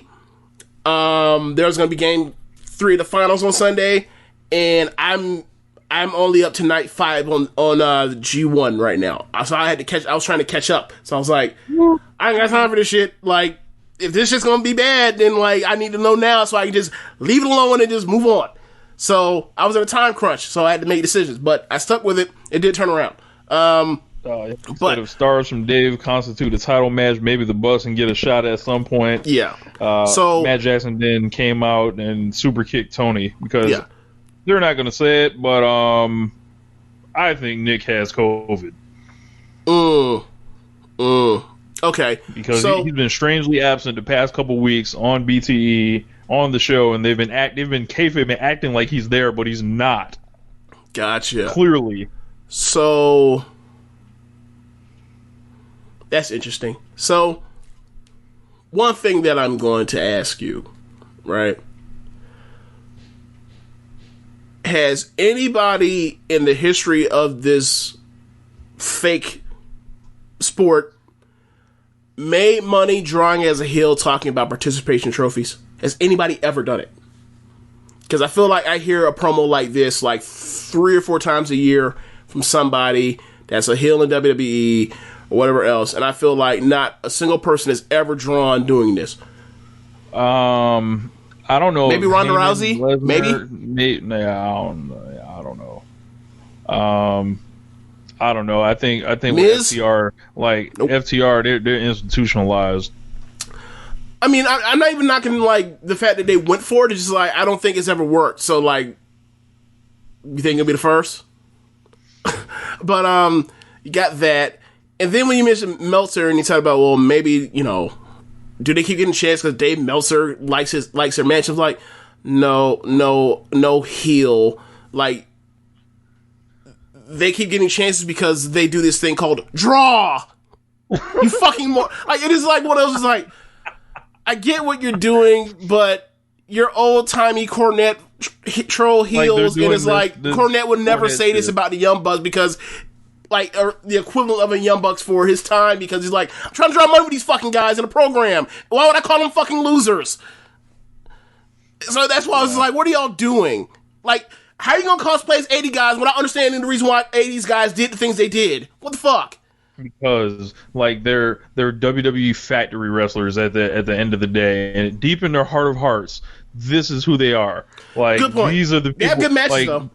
Like, these are the people, like, they were watching tapes, like they weren't like these dudes are cosplaying, like the real drawing team, the real old school team amongst them is actually the Young Bucks. Like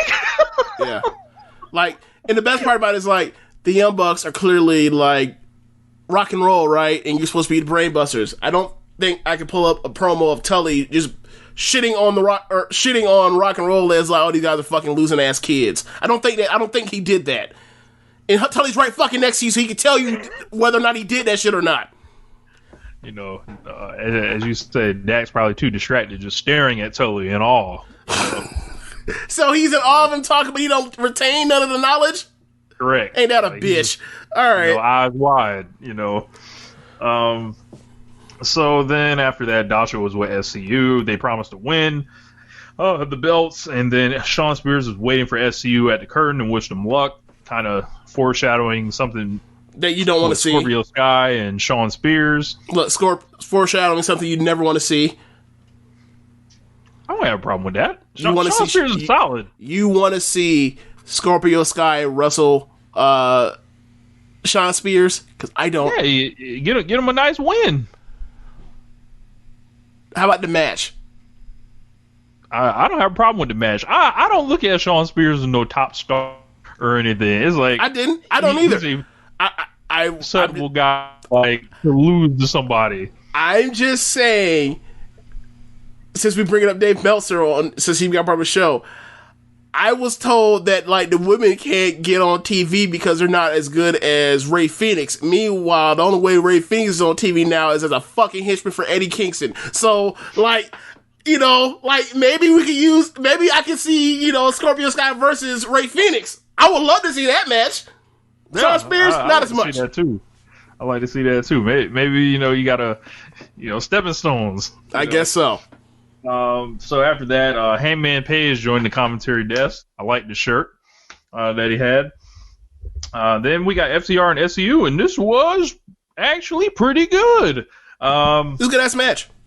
Like, you know, like Frankie, like I'm gonna keep saying it, like this dude, he's just somebody that's just there. You're never gonna push him. You're never gonna do. You know, this is not the Frank Kazarian, he's never getting the Joe Coffey story push. Right. He's never gonna, you know, do that, but every time he's in there, it's just gonna be solid as fuck. Yep. And I thought FTR, like, actually kind of, like, maximize their act in a way they often don't. Right. Like, it's crazy, like, if you take away... I was looking through my recommended matches list, right, from this year, and FTR has 6 matches that 6 matches on it. And, you know, my thing is like 3.5 or I'm not putting it on there, right? Like if not for, you know, obviously they're promos, but if not for them laying based on expectations, laying an egg against Hangman and Kenny, you know, they have good ass matches consistently. Like whether it was the match with the Lucha Bros, whether it was the 8-man tag that was just with the Young Bucks that was just outrageous, whether it's the match with Private Party, whether it's this match, like they have good matches, but like, you know, the way they, you know, obviously they're heels, but like the way they talk about themselves is like, slow your brakes, bro. But like, y'all are really good, but y'all are just y'all ain't great. Like, y'all may even be great, but y'all the best? No. y'all may be great. Y'all may be great. Y'all are at least very good, but y'all may be great. But it's part of the stick. 7.5, you know, 8 out of 10. You know, yeah. You know, something like that, but you know, we were reserving these upper numbers for some other you know, gentlemen, right? That are out like there. Yes, absolutely. So, after that, there was a creative finish on this where they pin the dude that's supposed to have like they're supposed to be the super winner of the click with the old 80s cornet finish. Yep. Mm-hmm. They tried to suplex him into the ring, and then they, you know, tripped Scorpio Sky, and he stood where the ref couldn't see him. Gets tripped, turns to a crossbody. The ref is in a position where he doesn't see the person underneath holding the foot underneath the rope. Yeah. So they can't kick because, you know, you can't get a shoulder up with one foot loose to kick, apparently. So, you know, not only Scorpio Sky had a problem with that, Ultimate Warrior also had a problem with that at WrestleMania 4. When he wrestled Ravishing Rick Rude. That's who I'm thinking of more than Cornette. I knew it was some shitty manager that did that. Yeah, it was Heenan. Okay. So, Hangman's on commentary the whole time, making drunken remarks, and then they, at the end of the match, they flash to Excalibur, and he announces an 8-man tournament for an AEW World Title shot with the finals at Full Gear. They announced Jungle Boy, Ray Phoenix, and then Kenny Omega, and then Hangman Page, like, is beside himself in disbelief and shock that Kenny Omega would dare compete as a single. So how many people did they name? 3. So Heyman's gonna end up in this tournament, of course. You would think. Yeah, like if I were them, I would have it to where it was the cheating husband holding on to hope that she's not going to divorce my ass, and the whole layout is she's never served me papers, and then the papers show up, and he just loses his shit. So in theory, it's like, prove you gonna leave me by beating me in a match. Yeah, amazing. So I can see that being the Full Gear, number 1 contendership match. I can see that. Kenny versus Heyman there. I can see that. I could go for that. I could see that as the finals. I hope Rey Fenix gets to wrestle Kenny along the way. They've mentioned Jungle Boy and Rey Fenix. Can we who turn else that? Do you think? Can we make that a AAA Mega Championship match? I see. So I don't know. Like, if you can defend the belt within tournament play, I don't know the AEW rules on that. However, why not? Yeah, I mean, when's the last time that's been defended? Has Kenny ever defended that belt? Yes, he's defended it against Dragon Lee. He's defended it against Laredo Kid. He's also defended against Sammy Guevara and Jack Evans. I don't remember. I only remember hearing about the Dragon Lee match. Wow. Okay. So the Sammy Guevara match was like very early in the pandemic. Super empty arena. Okay. So who else you think should get a berth in this thing? Oh man. I think that hasn't really, got used. Like Jungle Boy, they're clearly, a young guy, get in there. Maybe you steal an upset and you lose in the second round. Rey Fenix, yeah, we haven't used you, but we know you're phenomenal, so we're gonna put you in here. I'd throw a Pentagon in there, as well. Probably on the other side of the bracket that Phoenix is on, or away from. So you do like Pentagon and Hangman Page in the first round. Well, I wouldn't even think. I'm just saying the people I would want to see in the thing. That's really, I would say MJF wouldn't be in it because he's probably going to end up wrestling Sammy on the way to Jericho or something like that. But Cage. I'm trying to think of people that they could beat. I like your idea of since we have Ray in there, you have Penta, and then both of those guys essentially wrestle Heyman and Kenny on different sides of the bracket at some point. Gotcha. Yeah. I'd have to look at it closer, but I would like to see, Rey Fenix fucking utilized. He's already been named, so cool. Like, also put Pentagon in there. We can go from there. Maybe Trent. Trent. How about Miro? Yeah. Like if you I think Miro said he wanted to wrestle Kenny, right? Yeah. You have your match right there, and that can be some. They'll have a good ass match. Semifinals, maybe. Yeah. Especially if you want to really get Miro over and kind of get him away from. Hell, book all the Kip Sabian stuff. Hell, book him versus Kip in round 1. Destroy Kip. Jungle Boy fights fucking. I'll put Jungle Boy in the bottom for this case, I guess.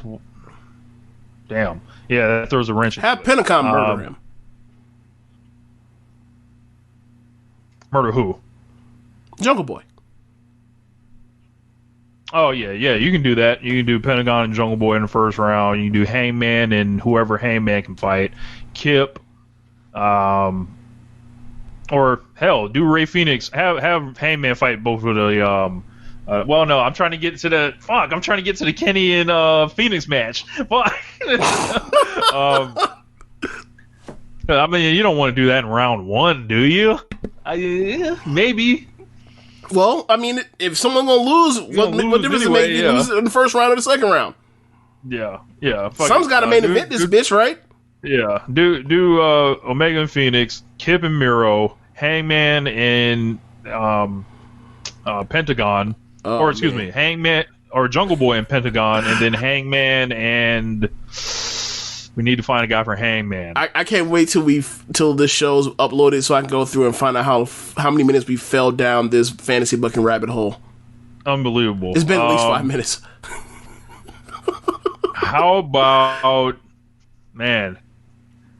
Joey Janela? Yeah, Janela come out here and lose. Ain't enough for him to come out here and lose. Yeah, that's all he do.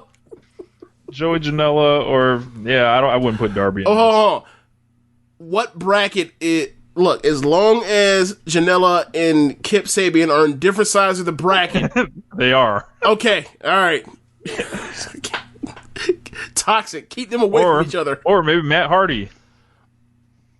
When is he gonna be cleared? I don't know. You can come out here and lose in round 1 to Hangman. So anyway, I'm pretty excited about this tournament. So we'll see it. So then we got Chris Jericho and Isaiah Cassidy. I really like this match. I thought the finish, like this man Isaiah Cassidy sells the Judas effect like no other at this point. Jericho gave Cassidy a ton in this match, and he was flying around. And this is like Isaiah Cassidy's like second singles match ever, or first, and it's against Chris Jericho. Amazing in itself. What'd you think of this one, James? Good match. Didn't love it. Thought it was okay. Good match though. Sloppy. Especially Isaiah Cassidy's flying. Like he almost killed himself twice. But yeah, like I think that's now a Jericho spot where he wrestles a young guy and he has the young guy do the lion salt to him. I think Jungle Boy did Jungle Boy do that to him? Yes. Yeah. So he hasn't done it a bunch of times, but that's the second time I remember him doing it. But yeah, like it's a good look or whatever else. Right person won. I think Jericho's he's really on the edge of a knife right now, with like in like the other side is washed. Like he's really doing a brilliant balancing act on like doing just enough to not look washed while being real close to being washed.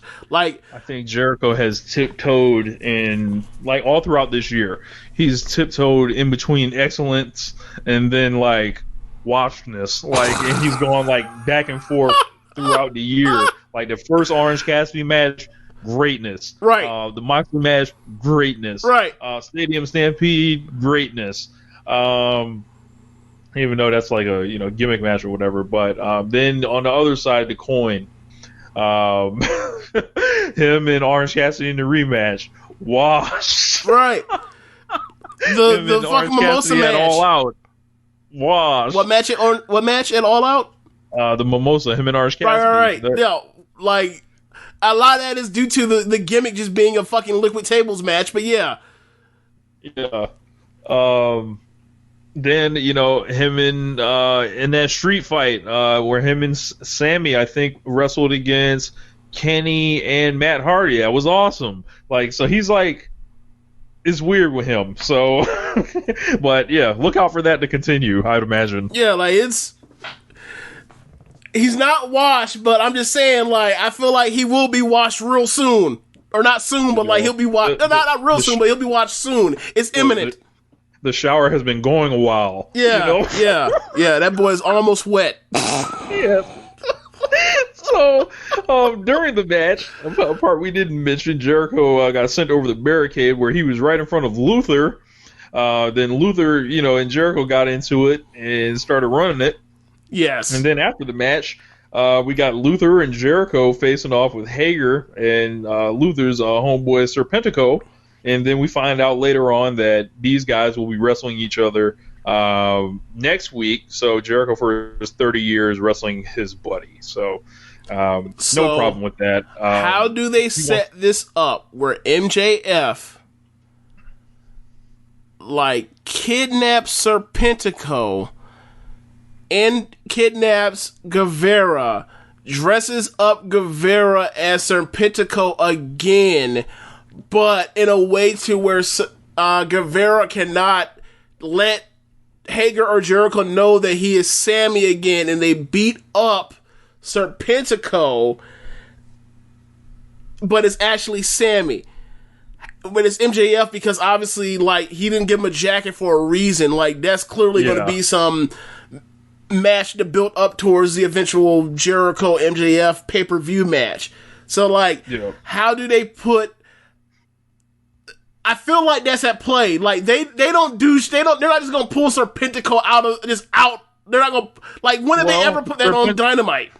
Well, Serpentico and Luther have been teaming all together on Dark for months and winning every match. They're a regular team. They have a tag team name. Right. But I get that Jericho might want to work with him. However, if the main thing is to get tours on pay-per-view eventually, Jericho versus MJF... I don't think that relates into this. I think that I think that it could, and like using the Serpentico gag that you did with Sammy to get Inner Circle to beat the fuck out of Serpentico, unbeknownst to themselves, is actually Sammy, will be a great fucking swerve. Yeah. You just got to figure out how to do it because you got to make sure it's like, well, why don't you just tip yourself off? Like maybe like it's Sammy and Serpentico, or sorry, maybe they just see Serpentico out there, somewhere, and they catch him slipping, and they just beat him up, and was back's turned backstage, and then it turns out like, oh, that's actually Sammy. But he couldn't say anything because he was like, his mouth was duct taped, and he was drugged or something. I don't know. Maybe you shouldn't even do a drug gimmick in 2020. I don't know. Like that, clearly Sammy would not consent to that. But I don't know. But there's something at play there that is like someone that thinks about this and kick this around a little bit longer than I am right now could like make this work. They can make this work. Yeah. They did a on that same thing, the second half of that Road to Jericho. Jericho basically talked about the history with him and Luther. It was about a 7-minute package or whatever. Where did they first wrestle? Check it out. They wrestled for the first time in 1991. I don't know what promotion it was. Okay. But they go back to Canada, Japan, South Africa, Germany. They wrestle each other tons of times. So speaking of South African wrestling, is Caitlyn still the women's champion of Africa? South African. No. My joke's better. Is she still the women's wrestling champion of Africa, of the motherland? Because when I think of Africa, I think of Caitlyn, right? Get the fuck out of here. I remember when I saw that shit like 2 years ago, I was like, wait, what? Time's hard out here, man. I had to take him to the motherland to get booked. God damn.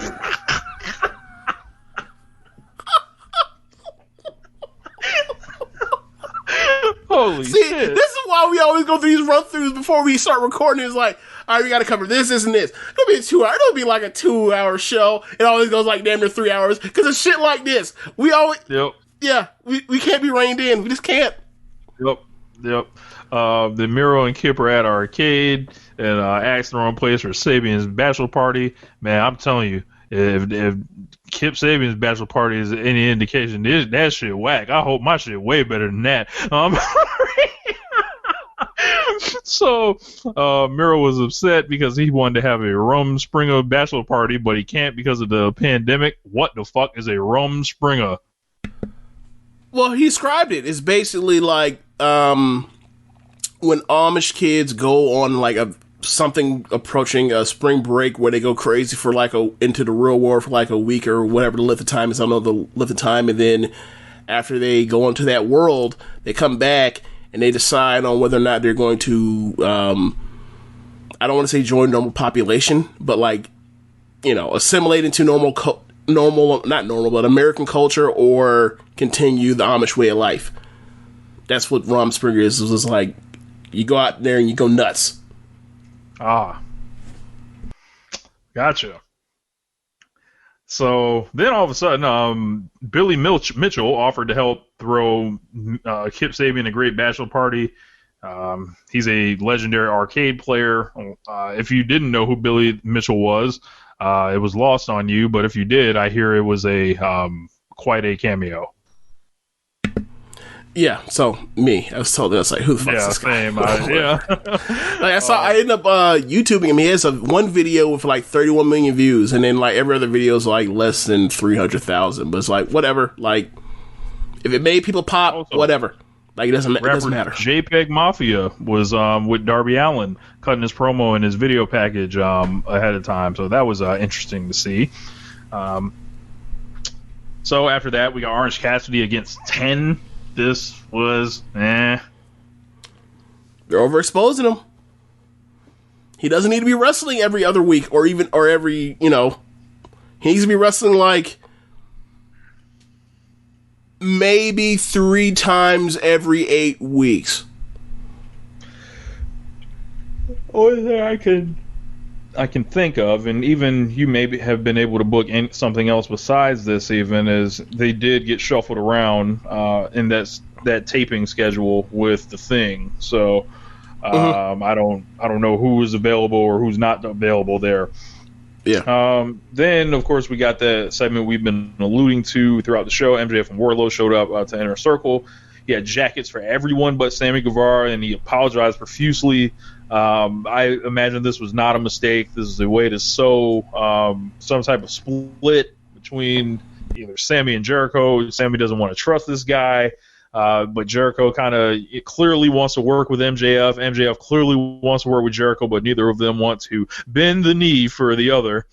And I don't know. Maybe this is like some good old usurping of the Inner Circle about to go on, and eventually, you can't have Sammy Guevara in there with him at the same time. So if Sammy and Jericho end up getting kicked out, maybe MJF is running the Inner Circle. Who knows?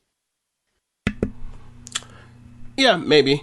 There's a lot of stuff they could play with. A lot of stuff. I don't know. I don't know if I want to break up Inner Circle just yet.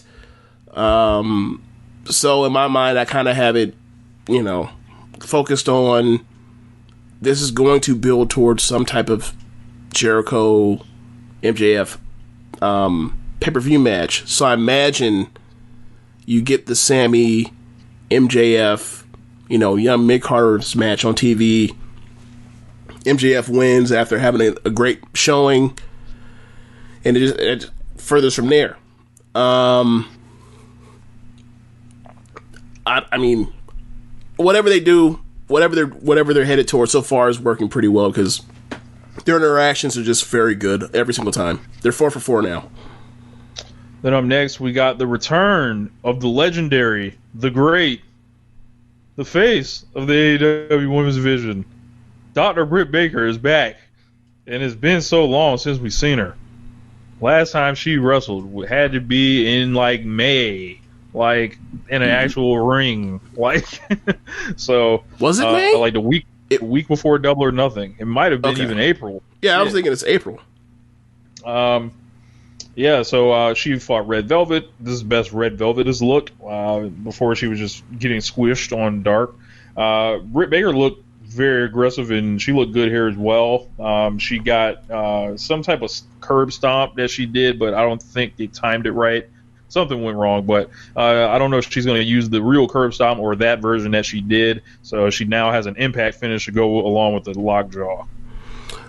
Yeah. So you mentioned that this was the best. This was the best that Red Velvet you've ever seen her look. This was my first time ever seeing Red Velvet, and I'm glad we were doing this show, because that just reminded me to go to Instagram and follow. So just did that. Just pressed the button just now. So I'm not a person that really hits up Instagram that often, but in the off chance, that once or twice a week that I actually go on Instagram, hopefully I'll see whatever she has to post on her wrestling journey. Yes. Yeah. We were all about the support. Yes. Here at ONR, Yes. Yeah, if you gentlemen, we encourage you to also be like James and go ahead and follow Sister Red Velvet on there. So they announced next week, of course, Hager and Jericho against Luther and Serpentico, Will Hobbs and Brian Cage for the FTW title, Cody and Brody Lee for the TNT title in a dog collar match. So they're loading up for the Jericho show, and I imagine they've been promoting the Jericho 30-year stuff very well all over social media with all these random pictures of people that Jericho's been involved with throughout his career. I saw a really cool picture of him and Ultimo Dragon were together. Kind of gave me hope that there's an outside chance that Ultimo Dragon shows up in some form, whether it's a video or somehow he's in the country. I don't know, but. Yeah, they had him wrestling Arn Anderson, and Arn works there. We talked about it on the show last week, all the cool kind of things they can do. So I can't wait. Well, you had also mentioned the Ultimo Dragon reference, and it made me think, well, since New Japan Pro Wrestling apparently does not want to do business, maybe, just maybe, we should open up the gate. Like... KYZ, come through. Ben K, come through. Why not? Look, you mean more fast, athletic wrestling, that's going on? I mean, and AEW already has Shima in the fold. Get well, Shima, who got in an accident on his bicycle. I didn't know that. Wow. Yeah, so... Shima, that's already, I would like a nice, AEW and Dragon Gate, working relationship, look, get man, some fast-paced athletic wrestling. Bro, I don't know this, but I'd have to look at the cage match, but is that what Pac is doing during quarantine? He's like, I'm not coming over there. Oh no, I'll go to Japan though. I don't know. Maybe that is that disgusting country. No. I'm going to Japan. So Eddie Kingston came out with Penta and Ray Phoenix and Bryce Remsburg. He basically said he cut a promo about Moxley and wrestling him for the title. Said he never tapped, but clearly he was dead to rights. He said Moxley went to Tony Khan, or his TK, as the ass kisses call him. He got an open contract this week. Yeah. Kingston said before he reveals Moxley's opponent, he had to ask Remsburg why he called for the belt last week. Remsburg said they go way back and they're friendly, but when they're at work, it's Remsburg's job to protect Kingston from himself. They were going to whoop that ass, but all of a sudden, Moxley's music hit, and it played, and it played, and it played. And then Moxley came out for the save with a barbed wire baseball bat. They could have put Bryce Remsburg out of his misery. Luckily, they didn't. Well, okay, to be fair, by the time we saw Moxley, he was in a light jog to save Remsburg.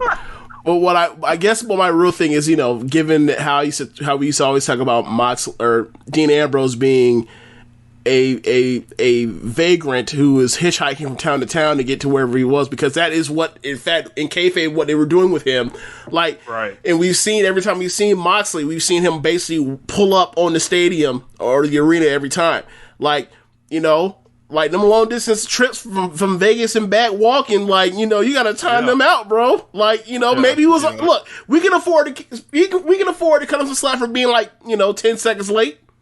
True. That is a long walk, and he's carrying that belt. He had a weapon. He had the barbed wire bat. Yep, sure did. So carrying those heavy, I had to do the time, the walking distance from Vegas to Daly's place and see how long that trip actually takes him. That's like a month. That's probably like a month. Amazing. This man's bending time around his free will.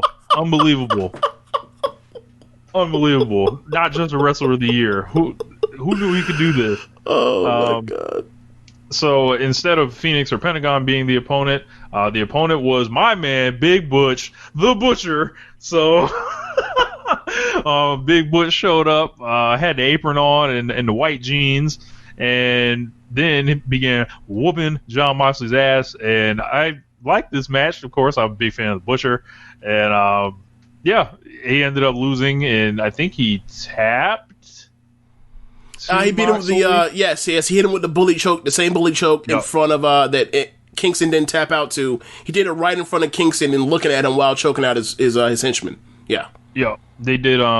a lot of body part work. They did some Butcher did some single leg crabs and different type of submission moves. So it was like these guys really wanted to kind of do a cool match. I imagine they wanted to work with each other. Butcher, random challenger to fight on TV. No problem with this. Like I said, I'm marked for the Butcher. Yeah. Yeah, it was a good match. It wasn't nothing to like write home about, but it was a good little match. Don't want to say it kind of saying like it was a good match, but it was like I don't know what I was expecting, but I probably expected something bigger than Moxley versus the Butcher for a main event of Dynamite. But you know, like I'm trying to think what like I don't understand why FTR versus SCU couldn't have been the main event. I think that could have been the main event. They were one of the few segments to lose viewers. Like really? I think they lost the first part of it, and then they gained the second part. Well, you gotta keep in mind, like it. You know, it's also NBA Finals game going on at that time at 9:00. Whenever you know, so it's that's also another thing with it. With that whatever the rating was, like people were leaving at 9:00. Yeah, I tuned in and went over to. I didn't even watch the first hour. I don't even going to do that. Like I'm not going to stop in the middle of a show and then watch it. Nah, I was going to wait and watch it later. Morning, and I was pleasantly surprised how much I enjoyed it watching the second half of the morning. But okay, yeah, well, I bet everything is great when you go up 2-1 in a final series. You're like, this is great. At that time, it was 1-0. Oh, okay. At that time, it was we just beat the hell out of them. You're right. I'm forgetting the time frame on that. Oh, yeah, you're right. But yeah, I didn't know if there was anything else. Where are we at? We're at 2:18. We're like because night 9 of the G1 started or was this morning or whatever else. So we got some catching up to do over the next week or 2 weeks or whatever else. And Stardom, as far as Stardom, they had a Corgan Hall last Monday. They had 3 really good matches, 3 matches I'd recommend. I'd say check out the Starlight Kid and Saya Ida versus Micah and Himeka match. That was more or less like Mike and Himeka's like warm-up match to get them ready for their tag title match at the Yokohama show on Saturday. Then they did top 3 of Queen's Quest, Momo, Utami, and Azumi versus Takumi Iroha, Mei Hoshizuki, and Ren Katakura. Basically 2 of Marvelous's young girls. And they had a trios match, a great match. A lot of people are giving it 4.5. Sorry? What show was this on? This was the 28th of September. It was last Monday. I will have to seek that out because I enjoy some Takumi Iroha. So the story in this match is funny. The pre-match promo. Momo's first match and her debut match was November of 2014. So at that point, she's like 15. She's 15. Her first match ever was against Takumi. Before Takumi left to do what she's doing now. But yeah, so that was they touched on that during their promos. Takumi made a funny joke about how like, yeah, I was in her debut match, and it pointed out like, do you know what Momo's old gimmick was? Her original gimmick was? I think she was wearing like all white before or something, right? She was wearing white and mostly white, and then like green and orange, and like she was a youth league baseball player. That was her gimmick. And she would come down to the ring with like a plastic baseball bat and a plastic baseball, and get into the ring and knock it out of the ring into the stands. Like it was just like play ball. Yeah. So Takumi's like, I remember when I used to, I had her debut match, and then she makes this like baseball bat swinging motion. It's like, oh, you sizing. I like this so much. Right. Meanwhile, Jungle Kiona comes to the ring with a gun. Like, right. So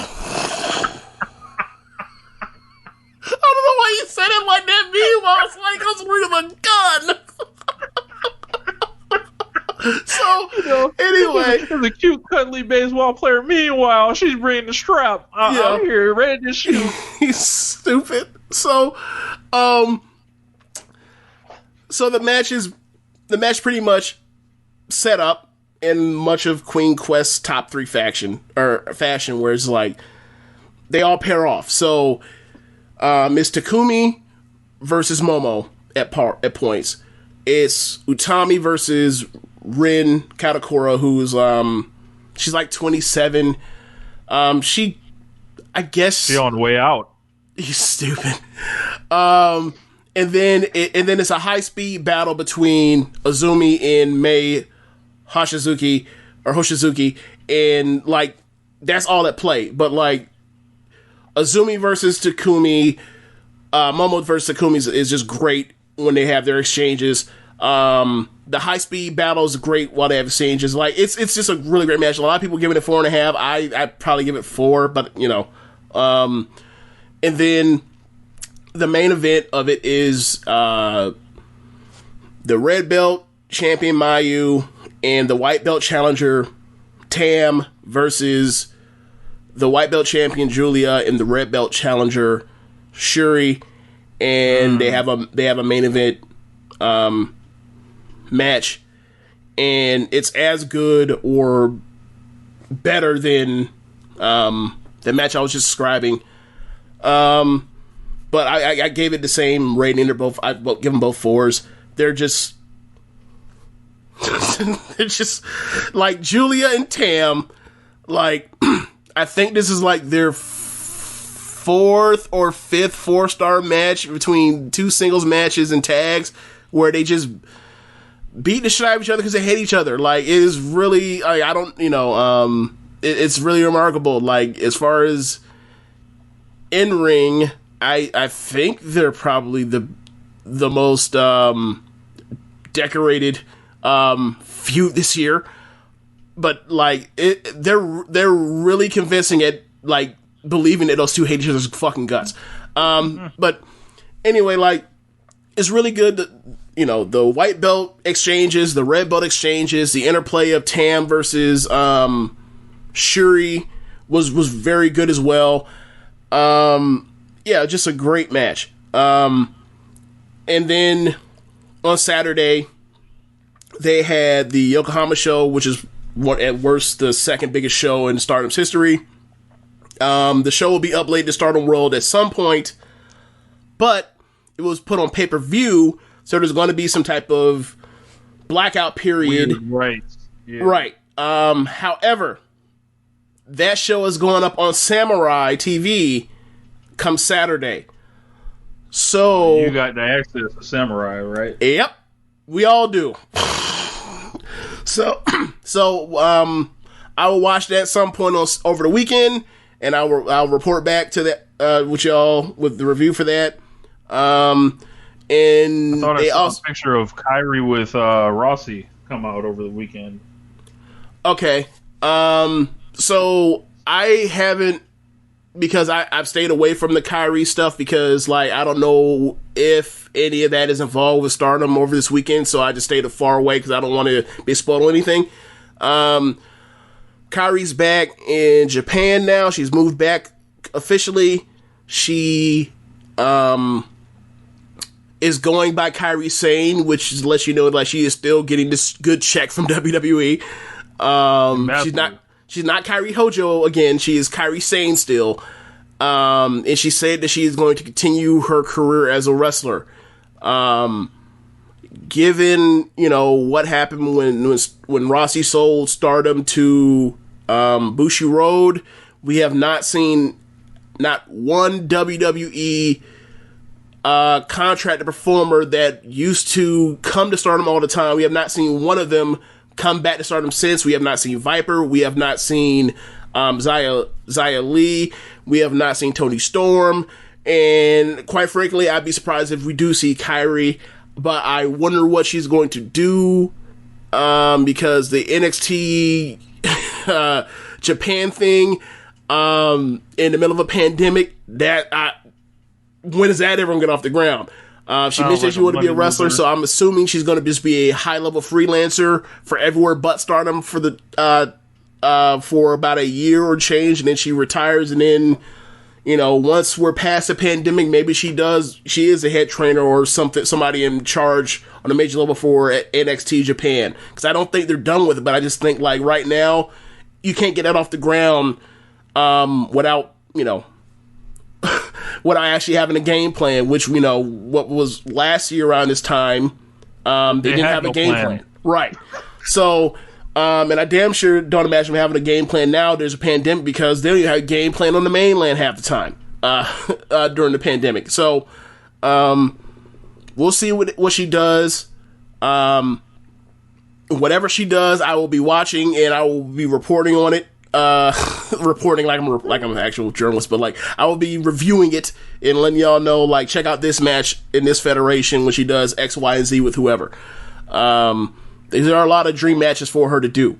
A lot of them still. Oh, Kairi Sane versus Riho. Yeah. I'm trying to think where they would. Well, I wonder where they would do that at. They can't do it in Stardom. Yeah. At least I don't think they can do it in Stardom. Can't do it in AEW. No, damn sure can't. Hell no. Like, we sued into oblivion. Yeah. But let's see. Oh yeah. So after the night, Fire Pro. Fuck it. Fire Pro. So the day after the Yokohama show, they had a show in Nagoya, and so, like, that'll be up. So, like, we'll have two shows to talk about for Stardom next weekend, and it seems that, like, they're only doing weekend shows for the rest of this month. So, like, it's pretty much Saturday, Sunday for the whole rest of this month. Tag League starts this coming weekend, so that'll be what we'll be talking about in 2 weeks. But yeah, that's where we are. I think they have 2 Cork and Hall shows this month. Well, I guess that will do it for this week. I'm not sure if I'm going to make the show next week, y'all, but I am getting married. If you y'all want to go ahead and hit me on the Cash App, go ahead. Yeah, so I don't know if I'll be here next week, but week after, chance I'll be back. I'm supposed to have, like, another, like, weekend that's kind of, you know, spoken for later this month, so this will be a weird month, but I know for sure, like, in November, like, it'll be I'll be back 100% on here, and also getting ready. We got year-end stuff, like, about to start creeping up. We're gonna have to start compiling lists and celebrating this wretched year. I did not want to think about that until, like, look, just get me past the G1, and then I'll start thinking about compiling lists and going through for best of O&R stuff 2020. Just let me get past the G1, and then I'll worry about all that. Yeah, let's see it. That's pretty much the end of the show. Be sure to rate us on whatever app you're using to listen to this. Tell the folks about the Social Suplex Podcast Network. Be sure to visit ProWrestlingTees.com/Social Suplex and pick up some official Social Suplex Podcast Network merchandise. And be sure to check out the other shows on the network. On Sundays, we have One Nation Radio. On Tuesdays, we have Keepin It Strong Style. On Wednesdays, we have the Ricky Clive Wrestling Podcast. On every other Wednesday, we have Grown Men Watch This Shit. On Thursdays, we have the Grave Consequences Podcast. On Fridays, we have 8-Bit Suplex. And on Saturdays, we have All Things Elite. Thanks for listening. Peace. Later.